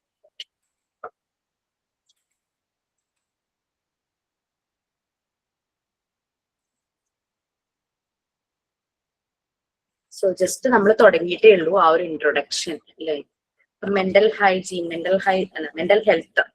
Mental health എന്ന് പറയുന്നത് നമ്മൾ പറഞ്ഞു 3 ഏരിയാസിലെ നമ്മളുടെ വെൽഫെയർ, അതാണ് മെന്റൽ ഹെൽത്ത് കൊണ്ട് ഉദ്ദേശിക്കുന്നത്. ഏതൊക്കെയായിരുന്നു ആ 3 areas? Emotional, psychological and social wellbeing. Yes. പിന്നെ മെന്റൽ ഹെൽത്തിനെ അഫക്റ്റ് ചെയ്യുന്ന കാര്യങ്ങൾ നമ്മൾ വേറെ ആരുമല്ല, നമ്മളുടെ ചില പ്രവർത്തികൾ തന്നെയാണ് മെന്റൽ ഹെൽത്തിനെ അഫക്ട് ചെയ്യുന്നത് അല്ലെ. ഒരു കാര്യം കേൾക്കുമ്പോൾ നമ്മൾ എങ്ങനെ ചിന്തിക്കുന്നു, ഹൗ വി തിങ്ക്, നമ്മുടെ ഒരു തോട്ട് പ്രോസസ്, അതുപോലെ നമ്മൾക്ക് അതെങ്ങനെ ഫീൽ ചെയ്യുന്നു, ഹൗ വി ഫീൽ, എന്നിട്ട് അതിനനുസരിച്ച് നമ്മളുടെ ആക്ഷൻസ്, നമ്മൾ എങ്ങനെ അതിനെ പ്രതികരിക്കും, അതാണ് നമ്മുടെ ആ ഒരു റെസ്പോൺസ് ഈസ് ഗുഡ്. റിയാക്ട് ചെയ്യുമ്പോഴാണ് പ്രോബ്ലം കൂടുതലാകുന്നത്. നമ്മൾ ശരിയായ രീതിയിൽ റെസ്പോണ്ട് ചെയ്യുമ്പോൾ that means we can handle that problem, what ever it happened, നമുക്ക് അത് ഹാൻഡിൽ ചെയ്യാനായിട്ട് പറ്റും. സോ അതാണ് ഒരു മെന്റൽ ഹെൽത്ത് പ്രോപ്പർ ആയിട്ടുള്ള ഒരാളുടെ ഒരു ലക്ഷണം എന്ന് പറയുന്നത്. നമുക്കൊരു സ്ട്രെസ് വന്നു കഴിഞ്ഞാൽ, ലൈഫിൽ എപ്പോഴും സന്തോഷമല്ല, അപ്പ് ആൻഡ് ഡൗൺസ് നിറയുന്നുണ്ട്, അത് വന്നു കഴിഞ്ഞാൽ നമുക്ക് അതിനെ മാനേജ് ചെയ്യാനായിട്ട് പറ്റുന്നു. That is our mental health എന്ന് പറയുന്നത്. സോ ഇപ്പോഴത്തെ കാലഘട്ടത്തിൽ, അതായത് കഴിഞ്ഞൊരു വർഷം എല്ലാവരും ഒരേപോലെ പറഞ്ഞൊരു കാര്യമായിരുന്നു, നമ്മൾക്ക് വേണ്ടത് മെന്റൽ ഹെൽത്ത് ലിറ്ററസിയാണ്, മാനസിക ആരോഗ്യ സാക്ഷരത, മെന്റൽ ഹെൽത്ത് ലിറ്ററസി. ആ ഒരു മെന്റൽ ഹെൽത്തിലേക്ക് എത്തുക എന്ന് പറഞ്ഞു കഴിഞ്ഞാൽ നമ്മൾ നമ്മളുടെ മനസ്സിനെ ഹൈജീനിക് ആയിട്ട് വെക്കുക. മെന്റൽ ഹൈജീൻ, നെഗറ്റീവ് തോട്ട്സ് ഉള്ളിൽ നിറയ്ക്കാതെ അതിനെ പുറത്തേക്ക് കളഞ്ഞ് നമ്മൾ എല്ലാം ഒരു പോസിറ്റീവായിട്ട് കൊണ്ടുപോകും. ചിലര് പറയും, ഞാൻ എങ്ങനെയൊക്കെ വിചാരിച്ചാൽ എന്തെങ്കിലുമൊക്കെ പ്രശ്നങ്ങൾ എപ്പോഴും എനിക്ക് ഉണ്ടാവും എന്ന് പറയും. അത് ശരിയാ, ചില ഒരു സമയത്ത് നമുക്ക് അങ്ങനെയാണ്, നമ്മൾ എന്തെങ്കിലും ചെയ്യാന്ന് വിചാരിക്കുമ്പോൾ അത് ശരിയാവില്ല, അല്ലെങ്കിൽ എന്തെങ്കിലും ഒരു പ്രശ്നങ്ങൾ ചുറ്റുപാടിൽ നിന്നുണ്ടാകും. നമ്മൾ എങ്ങനെ അതുമായിട്ട് കോപ്പപ്പ് ചെയ്യുന്നു, മാനേജ് ചെയ്യുന്നു. സംടൈംസ് നമുക്ക് തന്നെ ചെയ്യാൻ പറ്റുമായിരിക്കും, മാനേജ് ചെയ്യാൻ പറ്റുമായിരിക്കും.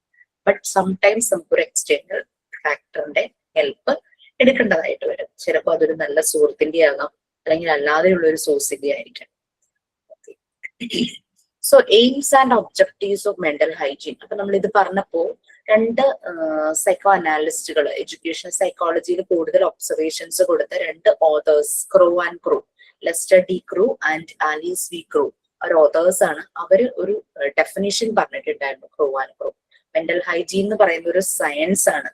അത് മനുഷ്യരുടെ വെൽഫെയർ, ആ ഒരു ക്ഷേമം, ഹ്യൂമൻ വെൽഫെയറിനെ ഡീൽ ചെയ്യുന്ന ഒരു സയൻസ് ആണ്.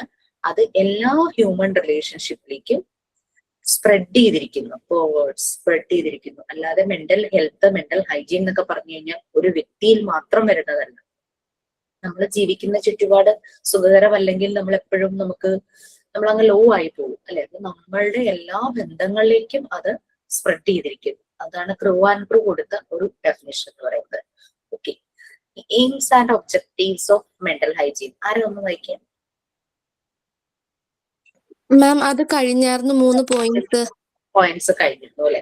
Okay fine. നമ്മൾ അതിൽ പറഞ്ഞത് നമ്മളുടെ മെന്റൽ ഹെൽത്ത് മെയിൻറ്റെയിൻ ചെയ്യണം.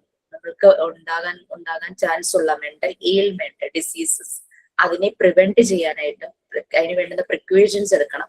സംടൈംസ് ചിലപ്പോ മെഡിക്കേഷൻ വേണ്ടി വരുന്നതാണെങ്കിൽ മെഡിക്കേഷൻ ചെയ്യണം. അപ്പൊ നമ്മളുടെ ഡെയിലി ആക്ടിവിറ്റീസ് തന്നെയാണ് നമ്മുടെ മെന്റൽ ഹെൽത്ത് മെയിൻറ്റെയിൻ ചെയ്യാനായിട്ട് നമ്മളെ ഹെൽപ്പ് ചെയ്യുന്നത്. നമ്മൾ പറഞ്ഞു, നമ്മൾക്ക് ഒരു വിഷമം വരുമ്പോ അല്ലെ, അത് ഒരു സാഡ്നെസ്, ആ ഒരു സങ്കടം, പിന്നെ അത് ദുഃഖം, ഗ്രീഫായി മാറുന്നു. അത് ഇങ്ങനെ ഉള്ളിൽ ഇങ്ങനെ തറഞ്ഞിരിക്കുക, പോകുന്നില്ല. പിന്നെ അത് ഡിപ്രഷനായി മാറുന്നു. ഡിപ്രഷൻ ഈ സംഭവം നമുക്ക് ശരിയായ രീതിയിലുള്ള ഇന്റർവെൻഷൻ വന്നു കഴിഞ്ഞാൽ ആ ഒരു ഡിപ്രഷൻ നമുക്ക് മാറ്റാം. പിന്നെ ചില സമയത്ത് ആൻസൈറ്റി മൂലം പ്രോബ്ലംസ് ഉണ്ടായിരിക്കും. ഈ ആൻസൈറ്റിയിലെ ഡിസോർഡർ മൂലം നമുക്ക് പ്രശ്നങ്ങൾ ഉണ്ടാകാനുള്ള ചാൻസ് ഉണ്ട്. അപ്പൊ ഈ ഒരു ഡിപ്രഷൻ പിന്നീട് ക്ലിനിക്കൽ ഡിപ്രഷനിലേക്ക് കുറെ കൂടെ ഹൈ ലെവലിലേക്ക് പോകും. അതായത് മെഡിസിൻസ് കഴിക്കേണ്ടതായിട്ടുള്ള അവസ്ഥയിലേക്ക് പോകും. ആദ്യത്തെ കേസ് സാഡ്നസ്, ഗ്രീഫ് എന്നൊക്കെ പറഞ്ഞു കഴിഞ്ഞാല് സങ്കടം, ദുഃഖം, ഒരു ഡിപ്രഷൻ ആയിട്ടുള്ള ഒരു അവസ്ഥ, ഡെസ്പെയർ, നിരാശ എന്നൊക്കെ പറയുമ്പോഴേക്കും നമുക്ക് അവിടെ പ്രോപ്പറായ ഒരു ഇന്റർവെൻഷൻ, ചിലപ്പോൾ ഒരു നമുക്ക് വളരെ അപ്രോച്ചബിൾ ആയിട്ടുള്ള ഒരാളോട് സംസാരിക്കുമ്പോൾ ഭയങ്കര റിലീഫ് ഫീൽ ചെയ്യും, അവിടെ കൊണ്ട് ചിലപ്പോൾ അത് തീരും. പക്ഷെ അവിടെ ഒന്നും നമ്മളെ സപ്പോർട്ട് ചെയ്യാൻ കേൾക്കാൻ ഒരാളുള്ളത് തന്നെയാണ് ഏറ്റവും ഭാഗ്യം. ശരിക്കും പറഞ്ഞു കഴിഞ്ഞാൽ ഇപ്പോഴത്തെ കാലഘട്ടത്തിൽ എല്ലാവരും തിരക്ക് പിടിച്ചു കൊടുക്കുമ്പോൾ നമ്മളെ കേൾക്കാൻ ഒരാൾ ഉണ്ടാകുക എന്നുള്ളത് തന്നെയാണ് ഏറ്റവും വലിയൊരു കാര്യം. പലപ്പോഴും നമ്മൾ കേൾക്കുമായിരിക്കും, പക്ഷെ നമ്മളെ അതുപോലെ കേൾക്കാനായിട്ട് ആരെയും കിട്ടിയെന്ന് വരും. അങ്ങനെയുള്ള ഒരു ഭാഗ്യവാന്മാരുടെയും ഭാഗ്യവതികളുടെയും ഞാൻ പറയുള്ളൂ. അപ്പൊ ഈ ഇത് ഡിപ്രഷനിൽ പിന്നെ ക്ലിനിക്കൽ ഡിപ്രഷനിലേക്ക് പോകുമ്പോൾ അവിടെ മെഡിക്കേഷന്റെ ആവശ്യം വരും. അവിടെയും പ്രോപ്പർ ഇന്റർവെൻഷൻ നടന്നില്ലെങ്കിൽ, ശരിയായൊരു ഇടപെടൽ, നമ്മളെ ആരെങ്കിലും കൊണ്ടുപോകുന്നു അല്ലെങ്കിൽ നമ്മൾ സ്വയമേ ചെല്ലുന്നു, എനിക്ക് ഇതിൽ നിന്ന് പുറത്തേക്ക് കടക്കണം, അപ്പൊ അതിന് മെഡിസിൻസ് എടുക്കണമെങ്കിൽ yes I am ready to do that, അല്ലെങ്കിൽ ഒരു തെറാപ്പി എടുക്കണം, അല്ലെങ്കിൽ ഒരു സെഷൻ എടുക്കണം, അല്ലെങ്കിൽ 2-3 സെഷനിലൂടെ കടന്നു പോയാൽ ഇത് ശരിയാവുള്ളൂ, അങ്ങനെ ഒരു തോട്ട് നമുക്കുണ്ടെങ്കിൽ ഡെഫിനറ്റ്ലി നമുക്കത് ഓവർകം ചെയ്യാനായിട്ട് പറ്റും. അവിടെയും ശരിയായ രീതിയിലുള്ള ഇന്റർവെൻഷൻ നടന്നില്ല എന്ന് കരുതും. അപ്പൊ പിന്നെ അടുത്ത സ്റ്റേജിലേക്ക് പോകും. പിന്നെ നമ്മൾ ചിന്തിക്കുക, നിരാശര അങ്ങ് ഭയങ്കര വലിയൊരു അവസ്ഥയിലേക്ക് പോകും. ഇനി ഞാൻ എന്തിനാ ഇങ്ങനെ ജീവിച്ചിരിക്കുന്നത്, എന്റെ ലൈഫ് കൊണ്ട് ഇനി പ്രത്യേകിച്ച് അർത്ഥമൊന്നുമില്ല. അപ്പൊ നമുക്ക് തോട്ട്സ് ആയി എന്തിനാ ജീവിച്ചിരിക്കുന്നതെന്ന് പറഞ്ഞു കഴിഞ്ഞാൽ that is definitely suicidal thought. ഈ ഒരു ചിന്ത മനസ്സിലൂടെ പോകാത്ത ആൾക്കാരില്ല. പക്ഷെ നമ്മളൊക്കെ അത് ചിന്തിച്ചിട്ടുണ്ടാകാം, ഓ മടുത്തു. പക്ഷെ എന്നാലും നമ്മൾ അതിൽ നിന്നും പുറത്തു വരാറുണ്ട്. അതങ്ങനെ ഭയങ്കര ഡീപ്പിലേക്ക് പോകാറില്ല. ഈ തോട്ട്സ് ഭയങ്കരമായിട്ട് സിവിയർ ആവും. ഈ സൂയിസൈഡൽ തോട്ട്സ് സിവിയർ ആവും. സിവിയർ ആയി കഴിയുമ്പോൾ പിന്നെ മീൻസ് ആയി അത് ചെയ്യാനുള്ള മാർഗം കണ്ടെത്തുക എന്നുള്ളതാണ് നെക്സ്റ്റ് സ്റ്റെപ്പ്. എങ്ങനെ ചെയ്യണം, അങ്ങനെയുള്ള ഒരു മാർഗത്തിലേക്ക്. അപ്പൊ അങ്ങനെ ഒരു അവസ്ഥയിലേക്ക് ഒരു മനുഷ്യനും പോകാതെ നമുക്ക് ഹെൽപ്പ് ചെയ്യാനായിട്ട് പറ്റും. അങ്ങനെ ഒരു അവസ്ഥയിലേക്ക് പോകാതെ ഞാൻ 2 കേസസ് പറഞ്ഞിരുന്നു സൂയിസൈഡിന്റെ. ചില ക്ലാസ്സുകളിൽ അത് ഷെയർ ചെയ്തിരുന്നു. അത് നമ്മള് ഇപ്പൊ ഈ ഒരു തോട്ട്സ് മീൻസിലേക്ക് പോകുന്നു, അതായത് ഇത് ചെയ്യുക എന്നുള്ളത്. ചിലര് കാലാകാലങ്ങളോളം ചിന്തിച്ച് ചെയ്യുന്നവരുണ്ടാവും, ചിലര് പെട്ടെന്ന് ഒരു ട്രിഗറിൽ അങ്ങ് ചെയ്യുന്ന ആൾക്കാരുണ്ടാവും. നമ്മൾ പറയും ഇന്ന് രാവിലെയും കൂടി ഞാൻ കണ്ട് സംസാരിച്ചേ ഉള്ളൂ, എന്തൊരു ചിരിച്ച് സംസാരിച്ചതാ, ഉച്ചയായപ്പോ നമ്മൾ കേൾക്കുന്നു വ്യക്തി സൂയിസൈഡ് ചെയ്തു നമ്മൾ കേൾക്കുന്നു, അല്ലെ? അങ്ങനെ എത്രയോ ഒന്നുമില്ലെങ്കിൽ നമ്മൾ അല്ലെങ്കിൽ നമ്മുടെ അടുത്തുള്ളവർ ആരെങ്കിലും പറഞ്ഞു കേട്ട് നമ്മൾ ഇങ്ങനെ ഒരു ഇത് കേൾക്കാത്തവരുണ്ടാവില്ല. അങ്ങനെ കേട്ടിട്ടുണ്ടാവും. ഞാൻ നിങ്ങളോട് പറഞ്ഞിരുന്നു, ഞാനൊരു ടൗണില് പഴം വാങ്ങാൻ പോകുന്ന ഒരു ആളുടെ കഥ പറഞ്ഞിരുന്നു. ഓക്കെ, അപ്പൊ അത് എനിക്ക് ഭയങ്കര ഷോക്കിംഗ് ആയിരുന്നു. കുറേ കാലങ്ങളോളം എനിക്കിപ്പോഴും അയാൾ യൂസ് ചെയ്തിരുന്ന വണ്ടി ആ ടൗണിൽ ഇപ്പോഴും അങ്ങനെ കിടക്കുന്നുണ്ട്, അയാളുടെ ഒരു ഓർമ്മ പോലെ. അത് കാണുമ്പോൾ തന്നെ നമുക്കൊരു നൊമ്പര. കാരണം അതിന്റെ പ്രീവിയസ് ഡേയോ പ്രീവിയസ് വീക്കിലോ എപ്പോഴോ ഞാൻ കണ്ട് കുറേ സംസാരിക്കും. അത് ചിലപ്പോൾ നമ്മൾ ധൃതിയിലാണെങ്കിൽ പോലും അയാൾ സംസാരിക്കുമ്പോൾ നമ്മൾ നിന്നങ്ങ് കേൾക്കും. വേറെ ഇങ്ങനെ എന്താ പറയാ, ഇങ്ങനെ വളവള അങ്ങനത്തെ സംസാരമല്ല. പുള്ളി പറയുന്ന കാര്യങ്ങളൊക്കെ വളരെ കാര്യങ്ങൾ തന്നെയാണ് പറയുന്നത്. അപ്പൊ അങ്ങനെ പിന്നെ ഞാൻ ഒരു ചെറിയ പെൺകുട്ടിയുടെ കാര്യം പറഞ്ഞത് നിങ്ങൾ കേട്ടിരുന്നു. 30 വയസ്സുള്ള ഒരു പെൺകുട്ടി സൂയിസൈഡ് ചെയ്തത് പറഞ്ഞിട്ടുണ്ടാവും. ഇവിടെയൊന്നുമല്ല, യൂറോപ്യൻ കൺട്രീസിലാണ് ഞാൻ തോന്നുന്നു. ഒരു യൂറോപ്യൻ കൺട്രീസിലാണ് കേട്ടോ. അവിടെ ഒരു ചർച്ച് ഉണ്ടായിരുന്നു. ഈ ചർച്ചില് ഫാദർ എല്ലാവർക്കും വളരെ ആക്സെപ്റ്റബിൾ ആയിട്ടുള്ള, വളരെ സ്നേഹമുള്ള ഒരു ഫാദർ ആയിരുന്നു. അപ്പൊ ആ ഒരു ചർച്ചില് സ്ഥിരമായിട്ടൊരു പെൺകുട്ടി വരും. ആ പെൺകുട്ടി ഫാദറുമായിട്ട് നല്ല അടുപ്പായിരുന്നു. അടുപ്പെന്ന് പറഞ്ഞാൽ അവൾ എല്ലാ കാര്യങ്ങളും ഷെയർ ചെയ്യും. ആ കുട്ടിക്ക് പാരന്റ്സ് ഇല്ല, ഗ്രാൻഡ് പാരന്റ്സിന്റെ വീട്ടിലോ അങ്ങനെ എന്തോ റിലേറ്റീവ്സിന്റെ വീട്ടിലാണ് ആ കുട്ടി നിൽക്കുന്നത്. എല്ലാം വന്ന് ഷെയർ ചെയ്യാം. അങ്ങനെ ഒരു ദിവസം ഇവൾ ഭയങ്കര ടെൻഷനായിട്ട് ഓടി വന്ന് ഈ ഫാദറിന്റെ അടുത്ത് എന്തോ കാര്യം പറയാനായിട്ട് ഓടി വരും. ഫാദർ പറഞ്ഞു, അന്ന് സൺഡേ ആയിരുന്നു, കുർബാനയുള്ള ദിവസം. ഫാദറിന് അറിയാം, നമ്മള് കുഞ്ഞു കുഞ്ഞു കാര്യങ്ങൾ ഇങ്ങനെ പറയും, പഴിക്കണ്ട പൂച്ചയുടെ കിളിയുടെ അങ്ങനെ ഇങ്ങനെ ഓരോരോ കാര്യങ്ങൾ പറയുള്ളൂ. അങ്ങനെ എന്തോ ആണെന്ന് കരുതി കുർബാനയ്ക്ക് സമയമായി, ആളുകൾ പള്ളിയിലേക്ക് എത്തിക്കൊണ്ടിരിക്കുന്നു. ഫാദർ പറയും, ഞാൻ കുർബാന കഴിഞ്ഞിട്ട് വരുമ്പോ ഞാൻ കേൾക്കാം, അപ്പൊ പറഞ്ഞാൽ മതി. ഇവള് വാശി പിടിക്കും, ഇപ്പൊ തന്നെ പറയണം. അപ്പൊ അതൊരു കുട്ടിയുടെ വാശിയാണെന്ന് ഉള്ള രീതിയിൽ ഫാദർ അത്ര കാര്യമാക്കിയില്ല. പുള്ളി പള്ളിയിലേക്ക് പോയി, കുർബാനയ്ക്കായിട്ട് പോയി. കുർബാന കഴിഞ്ഞ് ഫാദർ തിരിച്ചറിയുമ്പോൾ അറിയുന്നത് ഇവള് ഹാങ് ചെയ്തു, സൂയിസൈഡ് ചെയ്തു എന്നുള്ളത്. ശരിക്കും സംഭവിച്ചത് എന്താന്ന് വെച്ച് കഴിഞ്ഞാൽ ഈ കുട്ടി എല്ലാ കാര്യങ്ങളും തുറന്നു പറഞ്ഞിരുന്നു ഫാദറിനോടായിരുന്നു. അവൾക്ക് പറയാനും ആരും ഉണ്ടായിരുന്നില്ല, അവളെ കേൾക്കാനും ആരും ഉണ്ടായിരുന്നില്ല. പാരന്റ്സ് നഷ്ടപ്പെട്ട കുട്ടിയാണല്ലോ. അപ്പൊ അങ്ങനെ ഇവള് അന്ന് ആദ്യമായിട്ട് പീരിയഡ്സ് ആയി. അപ്പൊ ഈ കുട്ടിക്ക് ഇത് പറഞ്ഞത് എന്താണെന്ന് അവൾക്ക് അറിയില്ല. ഇവിടെ നോക്കുമ്പോൾ അവളുടെ കാലിന്റെ ഇടയിലൂടെ ഇങ്ങനെ ബ്ലഡ് പോയിക്കൊണ്ടിരിക്കും. കുട്ടി വിചാരിച്ചു എനിക്ക് എന്തോ മാരക അസുഖമാണ്, ഞാൻ മരിച്ചു പോകും. കാരണം ബ്ലഡ് പോകുക എന്ന് പറഞ്ഞാൽ എന്തോ ഒരു സീരിയസ് ഇഷ്യൂ ആണെന്നാണ് കുട്ടി വിചാരിച്ചത്. ഇത് അവള് ടെൻഷൻ പിടിച്ച് ഫാദറിനോട് പറയാൻ വേണ്ടി ഓടി വരുവാണ്. അവൾക്ക് അത് എന്താണെന്ന് പറഞ്ഞു കൊടുക്കാൻ ആരും ഉണ്ടായിരുന്നില്ല. അങ്ങനെ പറഞ്ഞു വരുമ്പോഴേക്കും ഫാദറിന് അത് കേൾക്കാൻ സമയം ഉണ്ടായിരുന്നില്ലല്ലോ. അദ്ദേഹം വേറൊന്നും ഉദ്ദേശിച്ചല്ല, പള്ളിയിലേക്ക് ആളുകൾ വരുന്ന കുർബാന സമയമാണല്ലോ, അദ്ദേഹം ഒരു പ്രീസ്റ്റ് ആണല്ലോ, അദ്ദേഹത്തിന്റെ ഒരു ഡ്യൂട്ടി ആണല്ലോ കറക്റ്റ് സമയത്ത് കുർബാന കൊടുക്കുക എന്നുള്ളത്. അപ്പൊ അങ്ങനെ അവൾ എഴുതിയും വെച്ചിട്ടാണ് എനിക്ക് എന്തോ മാരക രോഗമാണ് എന്നുള്ളത് പറഞ്ഞ എഴുതി വെച്ചിട്ട് അവള് സൂയിസൈഡ് ചെയ്തു. അപ്പൊ അതെന്നെ മനസ്സിലായി. ഞാൻ ആ ഒരു മിനിറ്റ് അല്ലെങ്കിൽ 2 മിനിറ്റ് അവൾക്ക് പറയാനുള്ളത് ഞാനൊന്ന് കേട്ടിരുന്നെങ്കിൽ ഒരു പക്ഷേ ഞാൻ അവള് ഇന്നും ജീവിച്ചിരിക്കുമായിരുന്നു. ആ ഭയങ്കര ഗിൽട്ടി ഫീലിംഗ് ഫാദറിന് തോന്നും പ്രീസ്റ്റ്. അങ്ങനെ അദ്ദേഹം സ്റ്റാർട്ട് ചെയ്തതാണ് ഈ സൂയിസൈഡ് പ്രിവെൻഷൻ സെന്റർ എന്നും പറഞ്ഞിട്ട് അദ്ദേഹം സ്റ്റാർട്ട് ചെയ്തു. അതിപ്പം സൂയിസൈഡ് ചെയ്യാൻ അങ്ങനെ ഒരു ടെൻഡൻസി ഉള്ള ആളുകൾക്ക് സംസാരിക്കാം, അങ്ങനെ വന്ന് സംസാരിക്കാം എന്നൊക്കെ പറഞ്ഞിട്ട് അദ്ദേഹം സ്റ്റാർട്ട് ചെയ്തതാണ് സൂയിസൈഡ് പ്രിവെൻഷൻ സെന്റർ. അത് വേൾഡ് വൈഡ് ആയിട്ട് സ്പ്രെഡ് ചെയ്യാൻ തുടങ്ങി. നമ്മുടെ ഇന്ത്യയിലേക്ക് വന്നു, നമ്മുടെ കേരളത്തിലുണ്ട്, നമ്മുടെ പറവൂരുണ്ട്, അതുപോലെ തന്നെ എറണാകുളത്തുണ്ട്, പിന്നെ പാലായിലുണ്ട്, പിന്നെ കോഴിക്കോട്, ട്രിവാൻഡ്രം, ഇതൊക്കെ ഇതിന്റെ ഓരോരോ സെന്റേഴ്സ് വർക്ക് ചെയ്യുന്നുണ്ട്. ഞാൻ ഒരു 4 years ആ ഒരു സെന്ററിൽ വർക്ക് ചെയ്തിട്ടുണ്ടായിരുന്നു വോളണ്ടിയർ ആയിട്ട്. വോളണ്ടിയർ നമ്മുടെ സർവീസ് അത്രയേ ഉള്ളൂ. അപ്പൊ കുറെ എക്സ്പീരിയൻസസ് ആ സമയത്ത് ഉണ്ടായിരുന്നു. ഇങ്ങനെ ചിലരിങ്ങനെ കോൾ ചെയ്യും, ഞാൻ ഇങ്ങനെ കയ്യില് പോയിസൺ എടുത്തു വെച്ചിരിക്കുകയാണ്, ഞാൻ മരിക്കാൻ പോവുക, എനിക്കതൊന്ന് പറയുമ്പോൾ അവർക്കൊരു റിലീഫാണ്. അപ്പൊ ചിലതൊക്കെ നമുക്ക് ഹെൽപ്പ് ചെയ്യാൻ പറ്റിയിട്ടുണ്ട്. ലൈക്ക് നമ്മൾ സംസാരിച്ച് അവര് പിന്നെ റീതിങ്ക് ചെയ്യും, അവര് പിന്നെ പോയിസൺ മാറ്റും, ശരി ഞാൻ ജീവിക്കാം, അങ്ങനെയുള്ള രീതിയിൽ. വൺസ് ഈ ഒരു ടെൻഡൻസി വന്നു കഴിഞ്ഞാൽ ആളുകൾക്ക് പൊതുവെ വീണ്ടും ചെയ്യാൻ, അല്ലെങ്കിൽ ഒരു പ്രാവശ്യം കമ്മിറ്റ് ചെയ്യാൻ ട്രൈ ചെയ്തു ഫെയിൽ കഴിഞ്ഞാൽ പിന്നെ വീണ്ടും ആ ഒരു ടെൻഡൻസി അത് പറയും. അപ്പൊ അങ്ങനെ പല രീതിയിലുള്ള ആൾക്കാരെ നമ്മൾക്ക് ഹെൽപ്പ് ചെയ്യാനായിട്ട് സംഭവം സാധിച്ചിട്ടുണ്ട്. അപ്പൊ ഇത് അങ്ങനെ തുടങ്ങിയതായിരുന്നു, അതൊരു റിയൽ ഇൻസിഡന്റ് ആണ്, അങ്ങനെ തുടങ്ങിയതായിരുന്നു. അതുപോലെ തന്നെ വേറൊരു കേസ് ഉള്ളത് കാര്യം, ഈ യൂറോപ്യൻ കൺട്രീസിൽ നിങ്ങൾക്കറിയാം പൊതുവെ കുട്ടികൾ ഒരു പ്രായം ആകുമ്പോൾ ഭയങ്കര ഇൻഡിപെൻഡന്റ് ആവും അല്ലെ. അവരവരുടെ കാര്യങ്ങൾ തന്നെ ചെയ്യും, അവർക്ക് അവരുടേതായ റൂം, അവര് സ്കൂളിലാണെങ്കിലും അവർക്ക് സ്കൂളുകളിൽ അവർക്ക് പ്രത്യേകം ക്യാബിനറ്റ്സ് ഉണ്ടാവും. ഞാൻ പറഞ്ഞതാണോ ഇത്?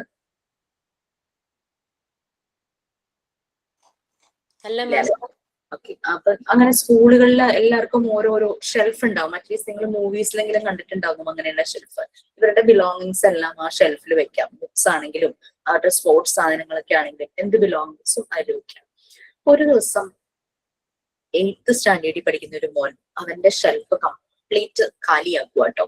അതിൽ നിന്നും അവന്റെ ബിലോങ്ങിങ്സ് എല്ലാം എടുത്ത് പാക്ക് ചെയ്ത്, അതിങ്ങനെ ചെറിയ കുട്ടിയല്ലേ, അവന് പിടിക്കാവുന്നതിന് കൂടുതൽ സാധനങ്ങളുണ്ട്. അതുമായിട്ട് ഇങ്ങനെ പോകുമ്പോൾ കോറിഡോറിൽ വെച്ചിട്ട് ഇവന്റെ കയ്യിൽ നിന്നും ഇത് കുറെ സാധനങ്ങൾ താഴേക്ക് വീണു പോകും. അപ്പൊ അവന്റെ അതേ സ്കൂളിൽ തന്നെ പഠിക്കുന്ന ഒരു സീനിയർ ആയിട്ടുള്ള ഒരു കുട്ടി, സ്റ്റുഡന്റ് ഓപ്പോസിറ്റ് വരുന്നുണ്ടായിരുന്നു. ഈ താഴെ വീഴുന്ന കണ്ടുകൊണ്ട് ഈ സീനിയർ കുട്ടി വന്ന് ഹെൽപ്പ് ചെയ്യാനായിട്ട് ഇവന്റെ അടുത്തേക്ക് വരും. എന്നിട്ട് സാധനങ്ങളെല്ലാം എടുക്കും. അപ്പൊ സീനിയറിന് മനസ്സിലാവിന് ഒറ്റയ്ക്ക് ഇത് ക്യാരി ചെയ്ത് കൊണ്ടുപോകാൻ പറ്റില്ല. അപ്പൊ ഇവന്റെ വീട്ടിലേക്ക് ഞാൻ നിന്റെ കൂടെ വരാമെന്നും പറഞ്ഞിട്ട് ഇവന്റെ സാധനങ്ങളും ക്യാരി ചെയ്ത് വീട്ടിലേക്ക് നടന്നു പോവുക. ഇവര് ഏകദേശം ഒരു 10 മിനിറ്റെങ്കിലും എടുക്കും വീട്ടിലെത്താനായിട്ട്. ഈ 10 മിനിറ്റിൽ ഇവരിങ്ങനെ കുറേ കാര്യങ്ങൾ സംസാരിച്ചു. ഇവര് ഭയങ്കര കൂട്ടായി. പിന്നെ അവര് ലൈഫ് ലോങ് ഒരു ഫ്രണ്ട്സ് എന്നുള്ള രീതിയിലായി. കുറെ വർഷങ്ങൾക്ക് ശേഷം ഈ ജൂനിയർ കുട്ടി ഇവൻ പഠിച്ച് വലിയ നിലയിലായി, ഈ എന്താ പറയാ വലിയ ടോക്കർ, അതായത് ഇങ്ങനെ ടോക്ക് ഷോ ഒക്കെ നടത്തില്ലേ, ഇങ്ങനെ ക്ലാസ്സസ് എടുക്കുക, അങ്ങനെയുള്ള രീതിയിലൊക്കെ പോയി ഭയങ്കര ഫേമസ് ആയി. അപ്പൊ അങ്ങനെ ഒരു ക്ലാസ്സിൽ അവൻ ഈ ഒരു ഫ്രണ്ട്ഷിപ്പ് ഉണ്ടായ കഥ ഇങ്ങനെ പറയുന്നുണ്ട്. ആക്ച്വലി ആ മോൻ അന്നത്തെ ദിവസം ആ ഒരു ആ ക്യാബിനറ്റിൽ നിന്ന് സാധനങ്ങളെല്ലാം മാറ്റിയത് അവൻ അന്ന് രാവിലെ വീട്ടിൽ വന്നപ്പോഴേ ഡിസൈഡ് ചെയ്തിരുന്നു സൂയിസൈഡ് ചെയ്യണം എന്നുള്ളത്. കാരണം വേറൊന്നുമല്ല, അവന്റെ ഫാമിലിയിൽ ഭയങ്കര പ്രശ്നങ്ങളായിരുന്നു. അച്ഛനും അമ്മയും തമ്മിൽ എപ്പോഴും വഴക്കാണ്. ഒരു ബ്രോക്കൺ റിലേഷൻഷിപ്പ് തന്നെയായിരുന്നു. അവനൊട്ടും അവന്റെ വീട്ടില് പറ്റുന്നില്ലായിരുന്നു. അവന് സുഹൃത്തുക്കളോ സംസാരിക്കാൻ മറ്റാരെങ്കിലും ആരും ഉണ്ടായിരുന്നില്ല. Lonely child. ആ ഒരു രീതിയിൽ വീട്ടിലെ പ്രശ്നങ്ങൾ കാരണമാണ് അവൻ ഇങ്ങനെ ഭയങ്കര മൂടിയായിട്ട് നടന്നിരുന്നത്. ആരും അവനെ ശ്രദ്ധിച്ചിട്ടുമില്ല, ആരും അവനെ കേട്ടിട്ടില്ല. അപ്പൊ അങ്ങനെയാണ് അന്നത്തെ ദിവസം അവനൊരു സുഹൃത്തിനെ കിട്ടുന്നത്. അയാളുമായി സംസാരിച്ചു കഴിഞ്ഞപ്പോ അവൻ ഭയങ്കര റിലാക്സ്ഡ് ആയി. അപ്പൊ അവൻ വിചാരിക്കും എനിക്കൊരു സുഹൃത്തിനെ കിട്ടിയല്ലോ, ഇനി ഞാൻ എന്തിന് സൂയിസൈഡ് ചെയ്യണം. അങ്ങനെ അവൻ ആ സൂയിസൈഡ് തോട്ട് അവന്റെ മനസ്സിൽ നിന്ന് മാറുവാണ്. അപ്പോ അതാണ് ശരിക്കും ഒരു വ്യക്തി ചെലുത്തിയ ഒരു സ്വാധീനം, ആ ഒരു ഇൻഫ്ലുവൻസ് ആ കുട്ടിയെ അവൻ ആകെ ഡൗൺ ആയി, അവന്റെ മെന്റൽ ഹെൽത്ത് ഡൗൺ ആയി. അങ്ങനെ അവന്റെ ജീവിതം അവസാനിപ്പിക്കാനായിട്ട് വിചാരിച്ചപ്പോഴാണ് അവന് ഒരു കൂട്ട് കിട്ടുന്നത്. അത് ജീവിതകാലം മുഴുവൻ ആ കൂട്ടുണ്ടായിരുന്നു. അപ്പൊ ആ ക്ലാസ്സിൽ അവൻ പറയുകയാണ്, ഞാൻ അന്ന് സൂയിസൈഡ് ചെയ്യാൻ തീരുമാനിച്ച ഞാനാണ്, പക്ഷെ എനിക്കൊരാളെ കിട്ടി, സുഹൃത്തായിട്ട് ഒരാളെ കിട്ടി, അതെന്റെ ജീവിതം തന്നെ മാറ്റിമറിച്ചു എന്ന രീതിയിൽ പറയും. അപ്പൊ നമുക്കിവിടെ ആ കേൾക്കാനുള്ള ആ മനസ്സുള്ള ഒരാള് കൂടെ ഉള്ളത് തന്നെയാണ് വലിയൊരു മരുന്നായിട്ട് വന്നത്, അല്ലെ? അല്ലെങ്കിൽ ആ കുട്ടിയുടെ ജീവിതം തീരുമായിരുന്നു. അപ്പൊ മെന്റൽ ഹെൽത്ത് അത് തന്നെയാണ്. നമ്മളുടെ ഇൻഡിവിജ്വൽ മാത്രമുള്ള കാര്യം മാത്രമല്ല, അത് എല്ലാ ഹ്യൂമൻ റിലേഷൻഷിപ്പിലേക്കും കണക്റ്റഡ് ആയിട്ടിരിക്കും, സ്പ്രെഡ് ആയിട്ടിരിക്കും. ഇനി അങ്ങനെയാണെങ്കിൽ ഈ സ്കൂളുകളിൽ ഇത് വളരെ ഇമ്പോർട്ടന്റ് തന്നെയാണ്, അല്ലെ? നമ്മൾ പറഞ്ഞു ഒരു കുട്ടിയുടെ ജീവിതത്തിന്റെ ഘട്ടങ്ങൾ കടന്നു പോകുന്നത് 3 ഫേസസിലൂടെയാണ്, എൻവിയോൺമെന്റിന്റെ 3 ഫേസസിലൂടെയാണെന്ന് നമുക്കറിയാം. ഒന്ന് വീട്, ഒന്ന് സ്കൂള്, പിന്നെ സൊസൈറ്റി. വീടും സൊസൈറ്റിയും കുട്ടി ആദ്യം കടന്നു പോകുന്നുണ്ട്. സ്കൂളിലേക്ക് വരുന്നത് ഒരു പ്രായമാകുമ്പോഴാണ്, അല്ലെ? അപ്പൊ ആ ഒരു 3 ഇയേഴ്സ്, ആ ഒരു 3 to 6 ഇയേഴ്സ് എന്ന് പറഞ്ഞു കഴിഞ്ഞാൽ നമ്മുടെ കയ്യിൽ കിട്ടുന്ന ആ ഒരു പ്രായം അവരുടെ ഡെവലപ്മെന്റ് നല്ല പ്രോഗ്രസ് ആവുന്ന ടൈമാണ്. ആ ഒരു ടൈമിൽ അവർക്ക് പ്രോപ്പറായിട്ട് കിട്ടുന്ന കെയർ, വാംത്ത്, അഫെക്ഷൻ, ലവ് തന്നെയാണ് അവരെ മുന്നോട്ട് കൊണ്ടുപോകുന്നത്. അപ്പൊ ആ ഒരു need for mental hygiene in schools, അതാണ് നെക്സ്റ്റ്. അതിന്റെ ഇമ്പോർട്ടൻസ് എന്ന് പറയുമ്പോൾ നമ്മൾ തന്നെയാണ് ഫോക്കസ് ചെയ്യേണ്ടത്, നമ്മളാണ് ആ ഒരു റെസ്പോൺസിബിലിറ്റി ഏറ്റെടുക്കേണ്ടത്. ഓക്കെ, അതാരെങ്കിലും ഒന്ന് റീഡ് ചെയ്തോളൂ. അതും കഴിഞ്ഞതാണ് അല്ലല്ലോ?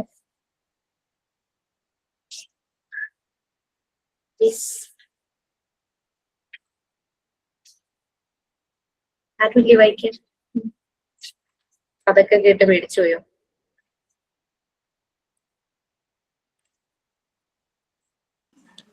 ഞാൻ വായിക്കാം ma'am. Yes please.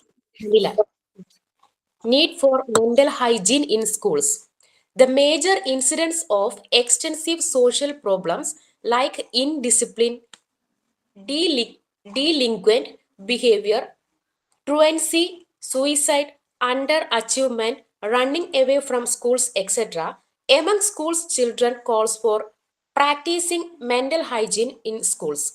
Often, the school is itself a source of maladjustment, lack of friendliness on the part of the teacher, overemphasis on school marks, teachers partially, fears of failure, excess homework, heavy curriculum, etc. cause mental tension and fear in children. The mental hygiene practice helps the teachers to change their angle of vision so that the school surroundings become good for the health development of the students. So നമുക്ക് പറയാതെ തന്നെ അറിയാതെ ഒരു teachers എങ്ങനെ കുട്ടികളെ influence ചെയ്യുന്നു എന്നുള്ളത്. പലപ്പോഴും കുട്ടികൾക്ക് പല രീതിയിലുള്ള ഇമോഷണൽ ഇംബാലൻസ് ആയിരിക്കും സ്കൂളിൽ. ചില സ്കൂളുകളിൽ അക്കാദമിക്സിന് ഭയങ്കരമായിട്ട് ഇമ്പോർട്ടൻസ് കൊടുക്കും, മാർക്സിന് എപ്പോഴും എംഫസൈസ് ചെയ്യും, പിന്നെ ഭയങ്കരമായ സിലബസ്, അവർക്ക് താങ്ങാൻ പറ്റാത്തൊരു സിലബസ് ഒക്കെ ആയിരിക്കും. അങ്ങനെ പിന്നെ ടീച്ചേഴ്സ് അൺഫ്രണ്ട്ലി ആയിട്ട് പെരുമാറുന്ന ടീച്ചേഴ്സ് ഉണ്ടെങ്കിൽ, ടീച്ചേഴ്സ് പാർഷ്യാലിറ്റി കാണിക്കുവാണെങ്കിൽ, പിന്നെ ഫെയിലിയറിനെ കുറിച്ചുള്ള ഫിയർ, അത് സ്കൂളിൽ നിന്നും പ്രഷർ, വീട്ടിൽ നിന്നും പ്രഷർ, അങ്ങനെ വരുമ്പോൾ കുട്ടി ചിലപ്പോ കഴിഞ്ഞ വർഷത്തെക്കാളും നല്ലൊരു ഗ്രേഡ് ആയിരിക്കും കുട്ടിക്ക് ഈ വർഷത്തെ എക്സാമിന് കിട്ടിയിട്ടുണ്ടാകുക. കഴിഞ്ഞ വർഷം ഒരു 85% കിട്ടിയ കുട്ടി ഒരു ഇപ്രാവശ്യം 90% എത്തിയിട്ടുണ്ടാവും. അവനെ സംബന്ധിച്ചത് വലിയൊരു അച്ചീവ്മെന്റ്. അപ്പൊ ഈ മാർക്കുമായിട്ട് ഹാപ്പി ആയിട്ടായിരിക്കും ഓടി വന്ന് വീട്ടിൽ വരുന്നത്. വീട്ടിൽ വരുമ്പോഴേക്കും പാരന്റ്സ് മാർക്കല്ല നോക്കുന്നത്, ക്ലാസ് ഫസ്റ്റ് ആരാ, ഏറ്റവും ടോപ്പ് ആരാ അത് ചോദിക്കും. അല്ലെങ്കിൽ നിന്റെ ബാക്കി മാർക്ക് എവിടെ പോയി, അതെവിടെ കൊണ്ട് കളഞ്ഞു, ഈ ചോദ്യം ആവുമ്പോഴും കുട്ടി വല്ലാണ്ട് വിഷമിച്ചു പോകും, ഒരു മടുപ്പായി പോകില്ലേ? കാരണം ഇത്രയും എഫേർട്ട് എടുത്തിട്ട് നമുക്കറിയാം ഓരോ കുട്ടിക്കും ഓരോ പൊട്ടൻഷ്യലാണ്. ആ പൊട്ടൻഷ്യൽ അനുസരിച്ച് ഔട്ട്കം ആണെങ്കിൽ വെരി ഹാപ്പി, അതാണ് നോക്കേണ്ടത്. അല്ലാണ്ട് എല്ലാരും ഫുൾ മാർക്ക് വാങ്ങുക എന്നുള്ളത് നടക്കില്ലല്ലോ. അപ്പൊ അങ്ങനെ ഒരു പ്രഷറും ഒക്കെ കൂടിയാകുമ്പോൾ അവർക്ക് ഫിയർ ആയിരിക്കും, ഫെയിലിയർ, തോറ്റു പോകുമോ എന്നുള്ള ഒരു പേടി. എക്സസ് ഹോംവർക്ക് വരുമ്പോ അത് അങ്ങനെയൊക്കെ ആകുമ്പോൾ മെന്റൽ ടെൻഷൻ, ഫിയർ ഇതെല്ലാം വരും. ഇപ്പൊ സ്കൂളുകളിൽ നമുക്ക് പ്രത്യേകിച്ച് നമ്മൾ 10th +2 ഒക്കെ ആകുമ്പോഴേക്കും കുട്ടികൾക്ക് ചില അവയർനെസ് ക്ലാസ്സസ് കൊടുക്കാറുണ്ടല്ലേ, ലൈക്ക് എക്സാമിനെ പേടിക്കേണ്ട, അങ്ങനെ ഇങ്ങനെയൊക്കെ പറഞ്ഞിട്ട് ക്ലാസ്സസ് കൊടുക്കുക. നല്ല ക്വാളിറ്റി ഉള്ള ക്ലാസ് ആണെങ്കിൽ ഡെഫിനറ്റ്ലി ദാറ്റ് വിൽ വർക്ക്, അവർക്കത് വളരെ ഹെൽപ്ഫുൾ ആയിരിക്കും. പിന്നെ കഴിഞ്ഞ നോട്ട്സിൽ ഇങ്ങനെ കണ്ടിരുന്നു, വർഷത്തിൽ 2 തവണ കുട്ടികൾക്ക് കൗൺസിലിംഗ് കൊടുക്കുക. ഇത് ഒറ്റമൂലിയൊന്നും അല്ലല്ലോ കൗൺസിലിംഗ് കൊടുക്കുക, വർഷത്തിൽ 2 തവണ. നമ്മൾ മരുന്ന് കഴിക്കുന്ന പോലെ ദിവസം 1 പ്രാവശ്യം, ദിവസം 2 നേരം എന്ന് പറയുന്ന പോലെ അല്ല ശരിക്കും കുട്ടികൾക്ക് അത് പ്രൊവൈഡ് ചെയ്യേണ്ടത്. അവർക്ക് ത്രൂ ഔട്ട് ദെയർ ലൈഫ് അതിന്റെ ഒരു സപ്പോർട്ട് കിട്ടണം. അല്ലാതെ ഒരു പേരിന് കൊടുക്കാനുള്ള സാധനമല്ല ഈ മെന്റൽ സപ്പോർട്ട് എന്ന് പറയുന്നത്. കൗൺസിലിംഗ് എന്ന് ഉദ്ദേശിച്ച മെന്റൽ സപ്പോർട്ട് തന്നെയാണ്. അവരുടെ മെന്റൽ ഹൈജീൻ, മെന്റൽ ഹെൽത്ത് വളരെ ഇമ്പോർട്ടന്റ് ആണ്. ആ ഒരു പ്രായത്തിൽ അവർക്ക് ഭയങ്കര ഇമോഷണൽ അൺസ്റ്റെബിലിറ്റി ആയിരിക്കും. ശരിക്കും ആ ഒരു പ്രായത്തിൽ അത് ശരിക്കും നീഡ്സ് തന്നെയാണ്.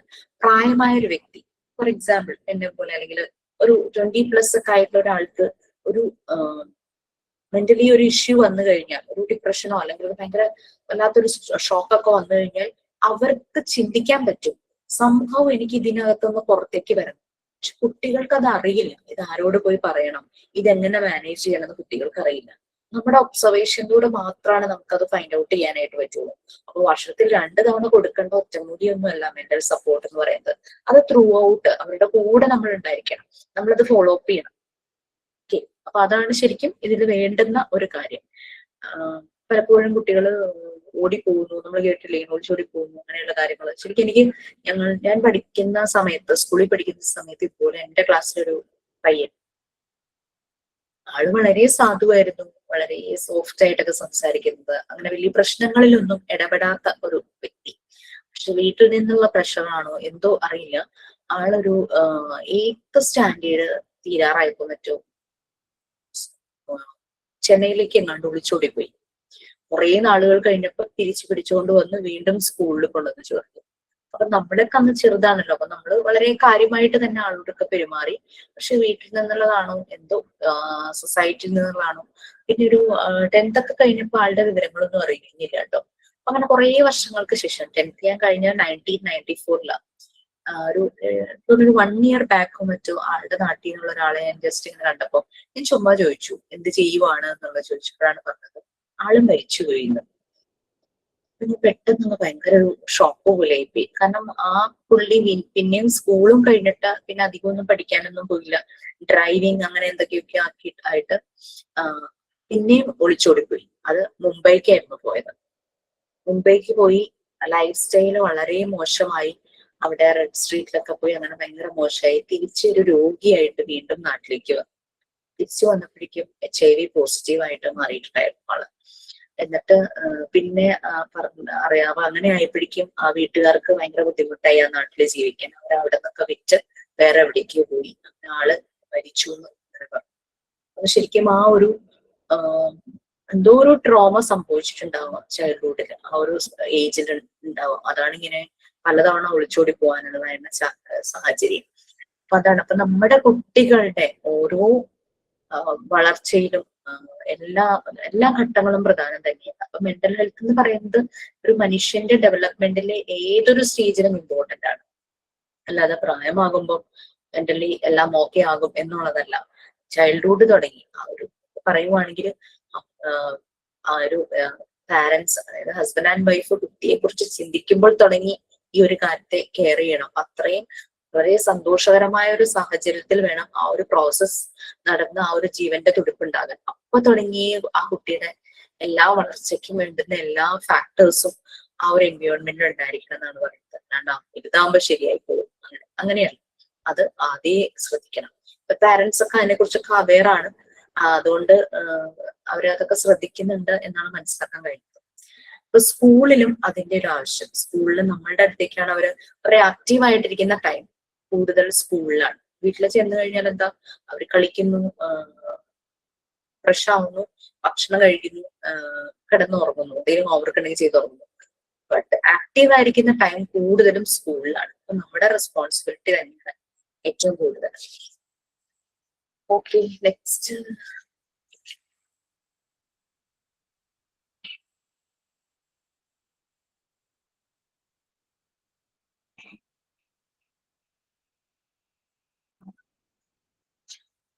നമുക്ക് അടുത്തൊരു ടോപ്പിക് എന്നുള്ള രീതിയിൽ mental health and mental hygiene, അങ്ങനെ ഒരു ഹെഡിങ്ങിന്റെ ആവശ്യമില്ല. നമുക്ക് അവിടെ മെന്റൽ ഹൈജീൻ എന്ന് ഹെഡിങ് കൊടുത്താൽ മതി. കാരണം ഓൾറെഡി നമ്മളുടെ മെയിൻ ഹെഡിങ് ചാപ്റ്റർ തുടങ്ങുമ്പോൾ മെന്റൽ ഹെൽത്ത് ആൻഡ് ഹൈജീൻ ഉണ്ട്. മെന്റൽ ഹൈജീൻ ഒരു സബ് ഹെഡിങ് കൊടുത്തിട്ട് അവിടെയും നിങ്ങൾ കറക്റ്റ് ചെയ്യണം. Mental health is the science എന്നുള്ളത് മാറ്റി അവിടെ മെന്റൽ ഹൈജീൻ ആക്കണം. ഫസ്റ്റ് സെന്റൻസിൽ mental health is the science. ചോദിക്കൂ. അതെ, അന്ന് പറഞ്ഞില്ലേ ബർത്ത്ഡേ കാർഡ്, എനിക്ക് 2 ക്ലാസ് അറ്റൻഡ് ചെയ്യാൻ പറ്റിയില്ല. ഞാൻ ചെയ്തു വെച്ചിട്ടുണ്ട്. ക്ലാസ് അവസാനിക്കുമ്പോൾ കാണിച്ചോട്ടെ? പിന്നെന്താ, കാണിക്കൂ. പിന്നെ ആരോ ഒന്ന് പറഞ്ഞു ആരുടെയും ബർത്ത്ഡേ ആണ്, അപ്പൊ എനിക്ക് കറക്റ്റ് ടൈമാന്ന് പറഞ്ഞത് ഈ ക്ലാസ്സിലാണോ? അത് ഞാനായിരുന്നു മാം.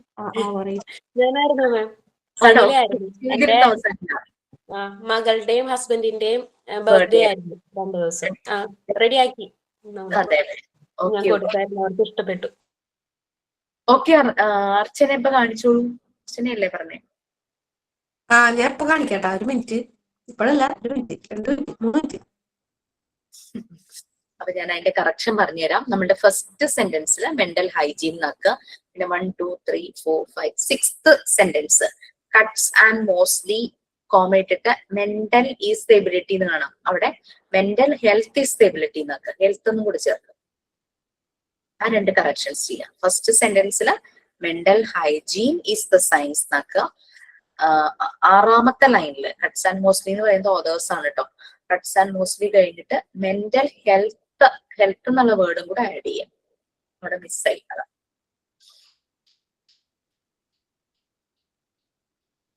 കട്ട്സ് ആൻഡ് മോസ്റ്റ്ലി എന്ന് പറയുന്നത് ഓതേഴ്സ് ആണ്. Norma E Cutts and Nicholas Moseley. അവരുടെ ഒരു ഒബ്സർവേഷൻ അവിടെ പറയുന്നുണ്ട്. അതാണ് അവരുടെ പേര് മെൻഷൻ ചെയ്തിരിക്കുന്നത്.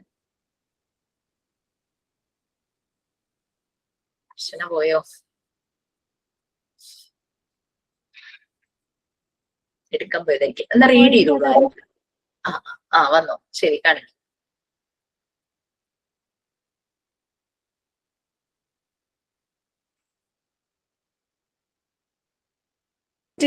ഒരു മിനിറ്റ്. ഓക്കെ.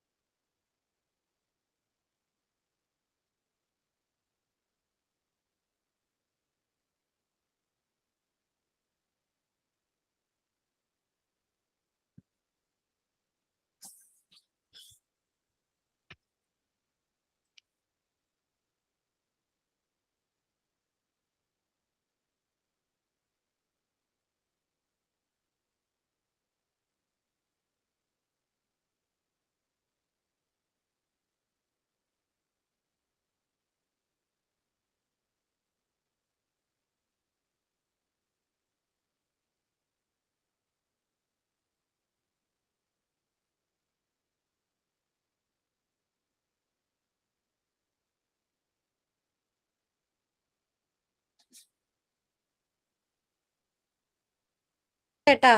കണ്ടാ?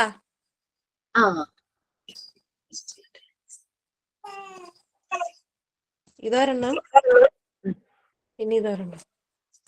അത് കൊള്ളാലോ. സ്റ്റിക്കിൽ വെച്ചിട്ട് നല്ലൊരു ഇന്നോവേറ്റീവ് ക്രിയേറ്റീവ് ഐഡിയ ആയാലോ. തുറക്കാൻ പറ്റൂ? ഇതിവിടെ പൊട്ടിച്ചിട്ട് ഇങ്ങനെ തുറക്കണം. ശരി ശരി, വെരി ഗുഡ്, ആയിട്ടുണ്ട്. വീട്ടിലൊരു ബേബി ഉണ്ടെന്ന് തോന്നുന്നു, ഒച്ചയാക്കുന്നു. കൊച്ചുണ്ട്, 5 മാസമായിട്ടുള്ളൂ. ആണോ? അപ്പൊ എടുക്കാറായിട്ടില്ല. ഓക്കെ അർച്ചന, നന്നായിട്ടുണ്ട്. Thank you. ഓക്കെ, സോ ഈ ഒരു പാരഗ്രാഫ് പറയുന്ന റീഡ് ചെയ്യാമോ? Mental hygiene. Mental hygiene heading കൊടുക്കുക. Yes please. പേര് ജെമിനി എന്നാണോ? അതെ. Yes, ma'am. Yes, please read it. Mental health and mental hygiene. Mental hygiene is the science that deals with the care and promotion of mental health as well as the prevention of mental ill health. The aim of mental hygiene is to try to achieve better mental health. Mental health is a process of continuous adjustments to the environment by the individual. Mental hygiene is the means of attaining healthy personal and social adjustment. According to the Cut, ma'am, അതൊന്ന് വായിച്ചു. Cuts and Mosley. രണ്ട് Cuts and authors. Mosley. Mental health is the ability to adjust satisfactorily to the various strains of the environment we meet in life, and mental hygiene is the means we take to assure this adjustment. In short, mental hygiene is the means we take to assure this adjustment. In short, mental hygiene and mental health may be differentiated as means and ends. Mental hygiene is a means to make people conscious of mental health.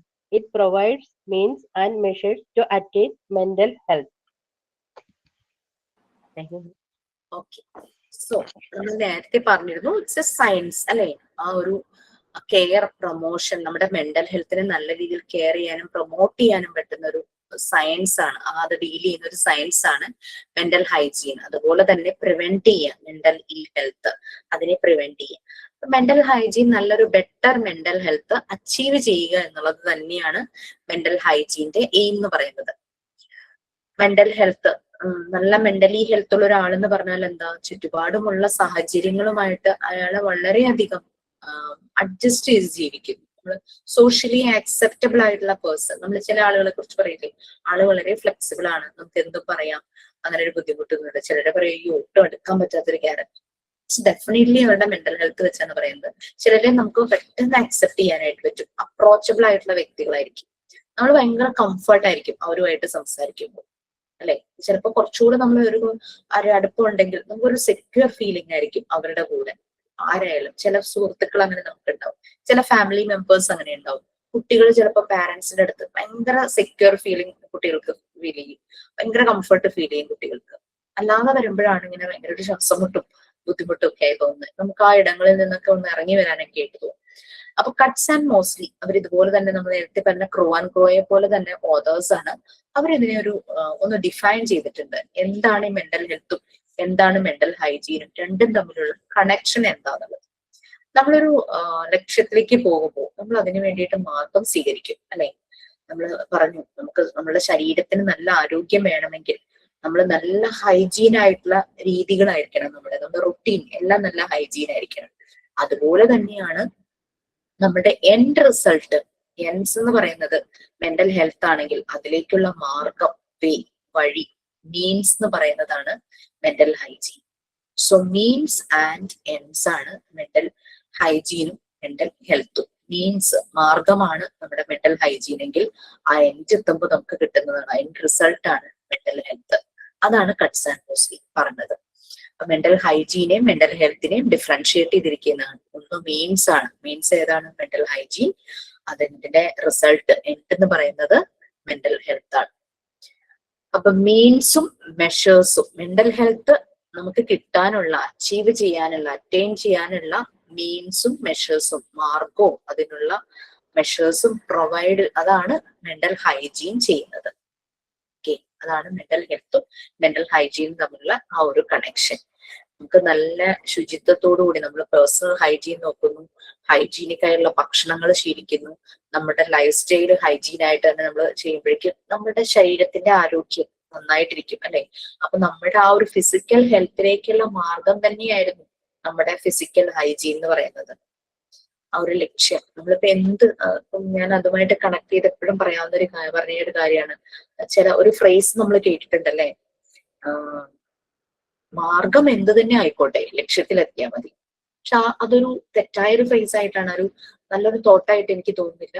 ലക്ഷ്യം പ്രധാനം, അതുപോലെ തന്നെ മാർഗവും പ്രധാനം.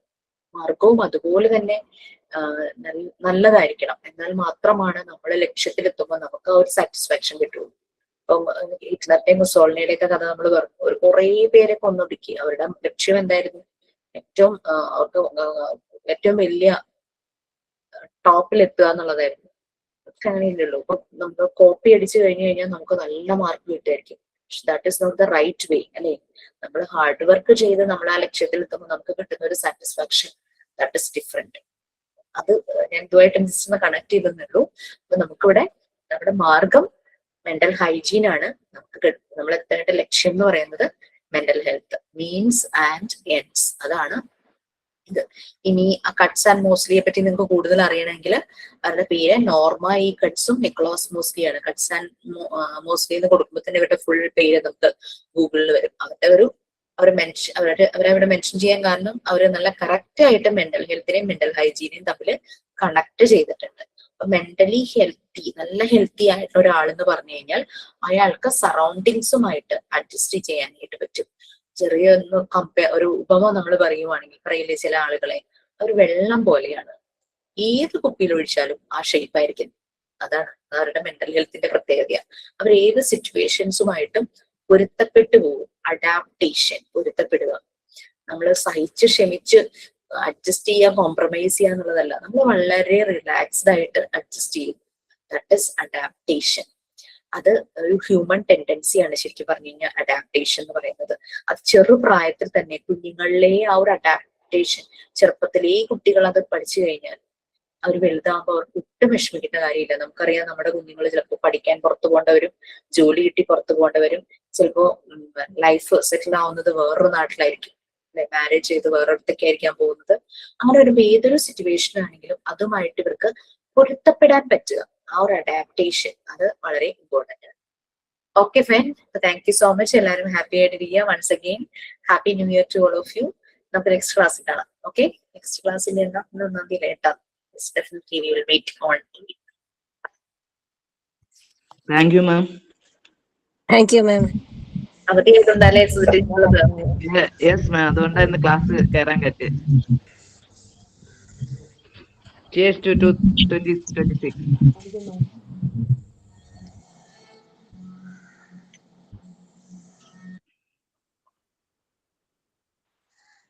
Happy New Year once again. Hearty.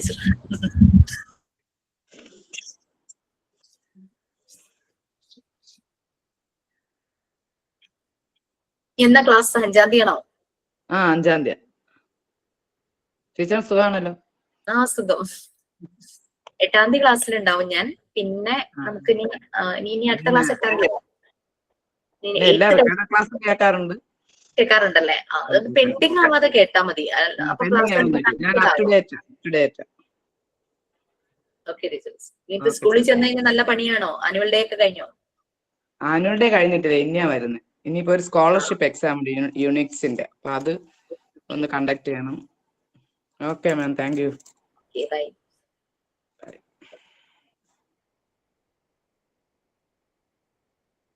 ജൂബറിറ്റ, അങ്ങനെ തന്നെയാണോ spell ചെയ്യുന്നേ പേര്? ജൂബറിറ്റ്.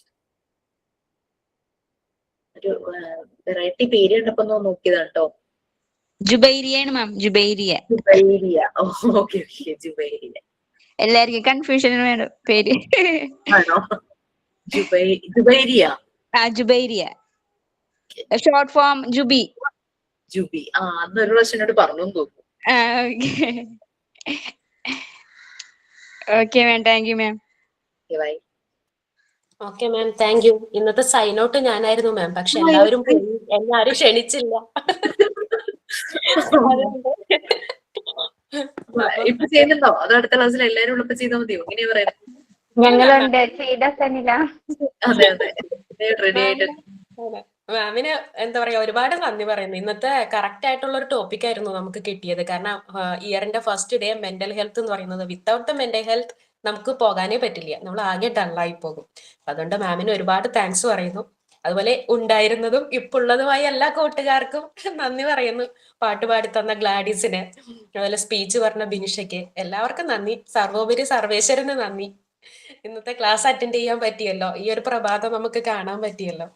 നന്ദി ma'am. Thank you ma'am. Happy new year.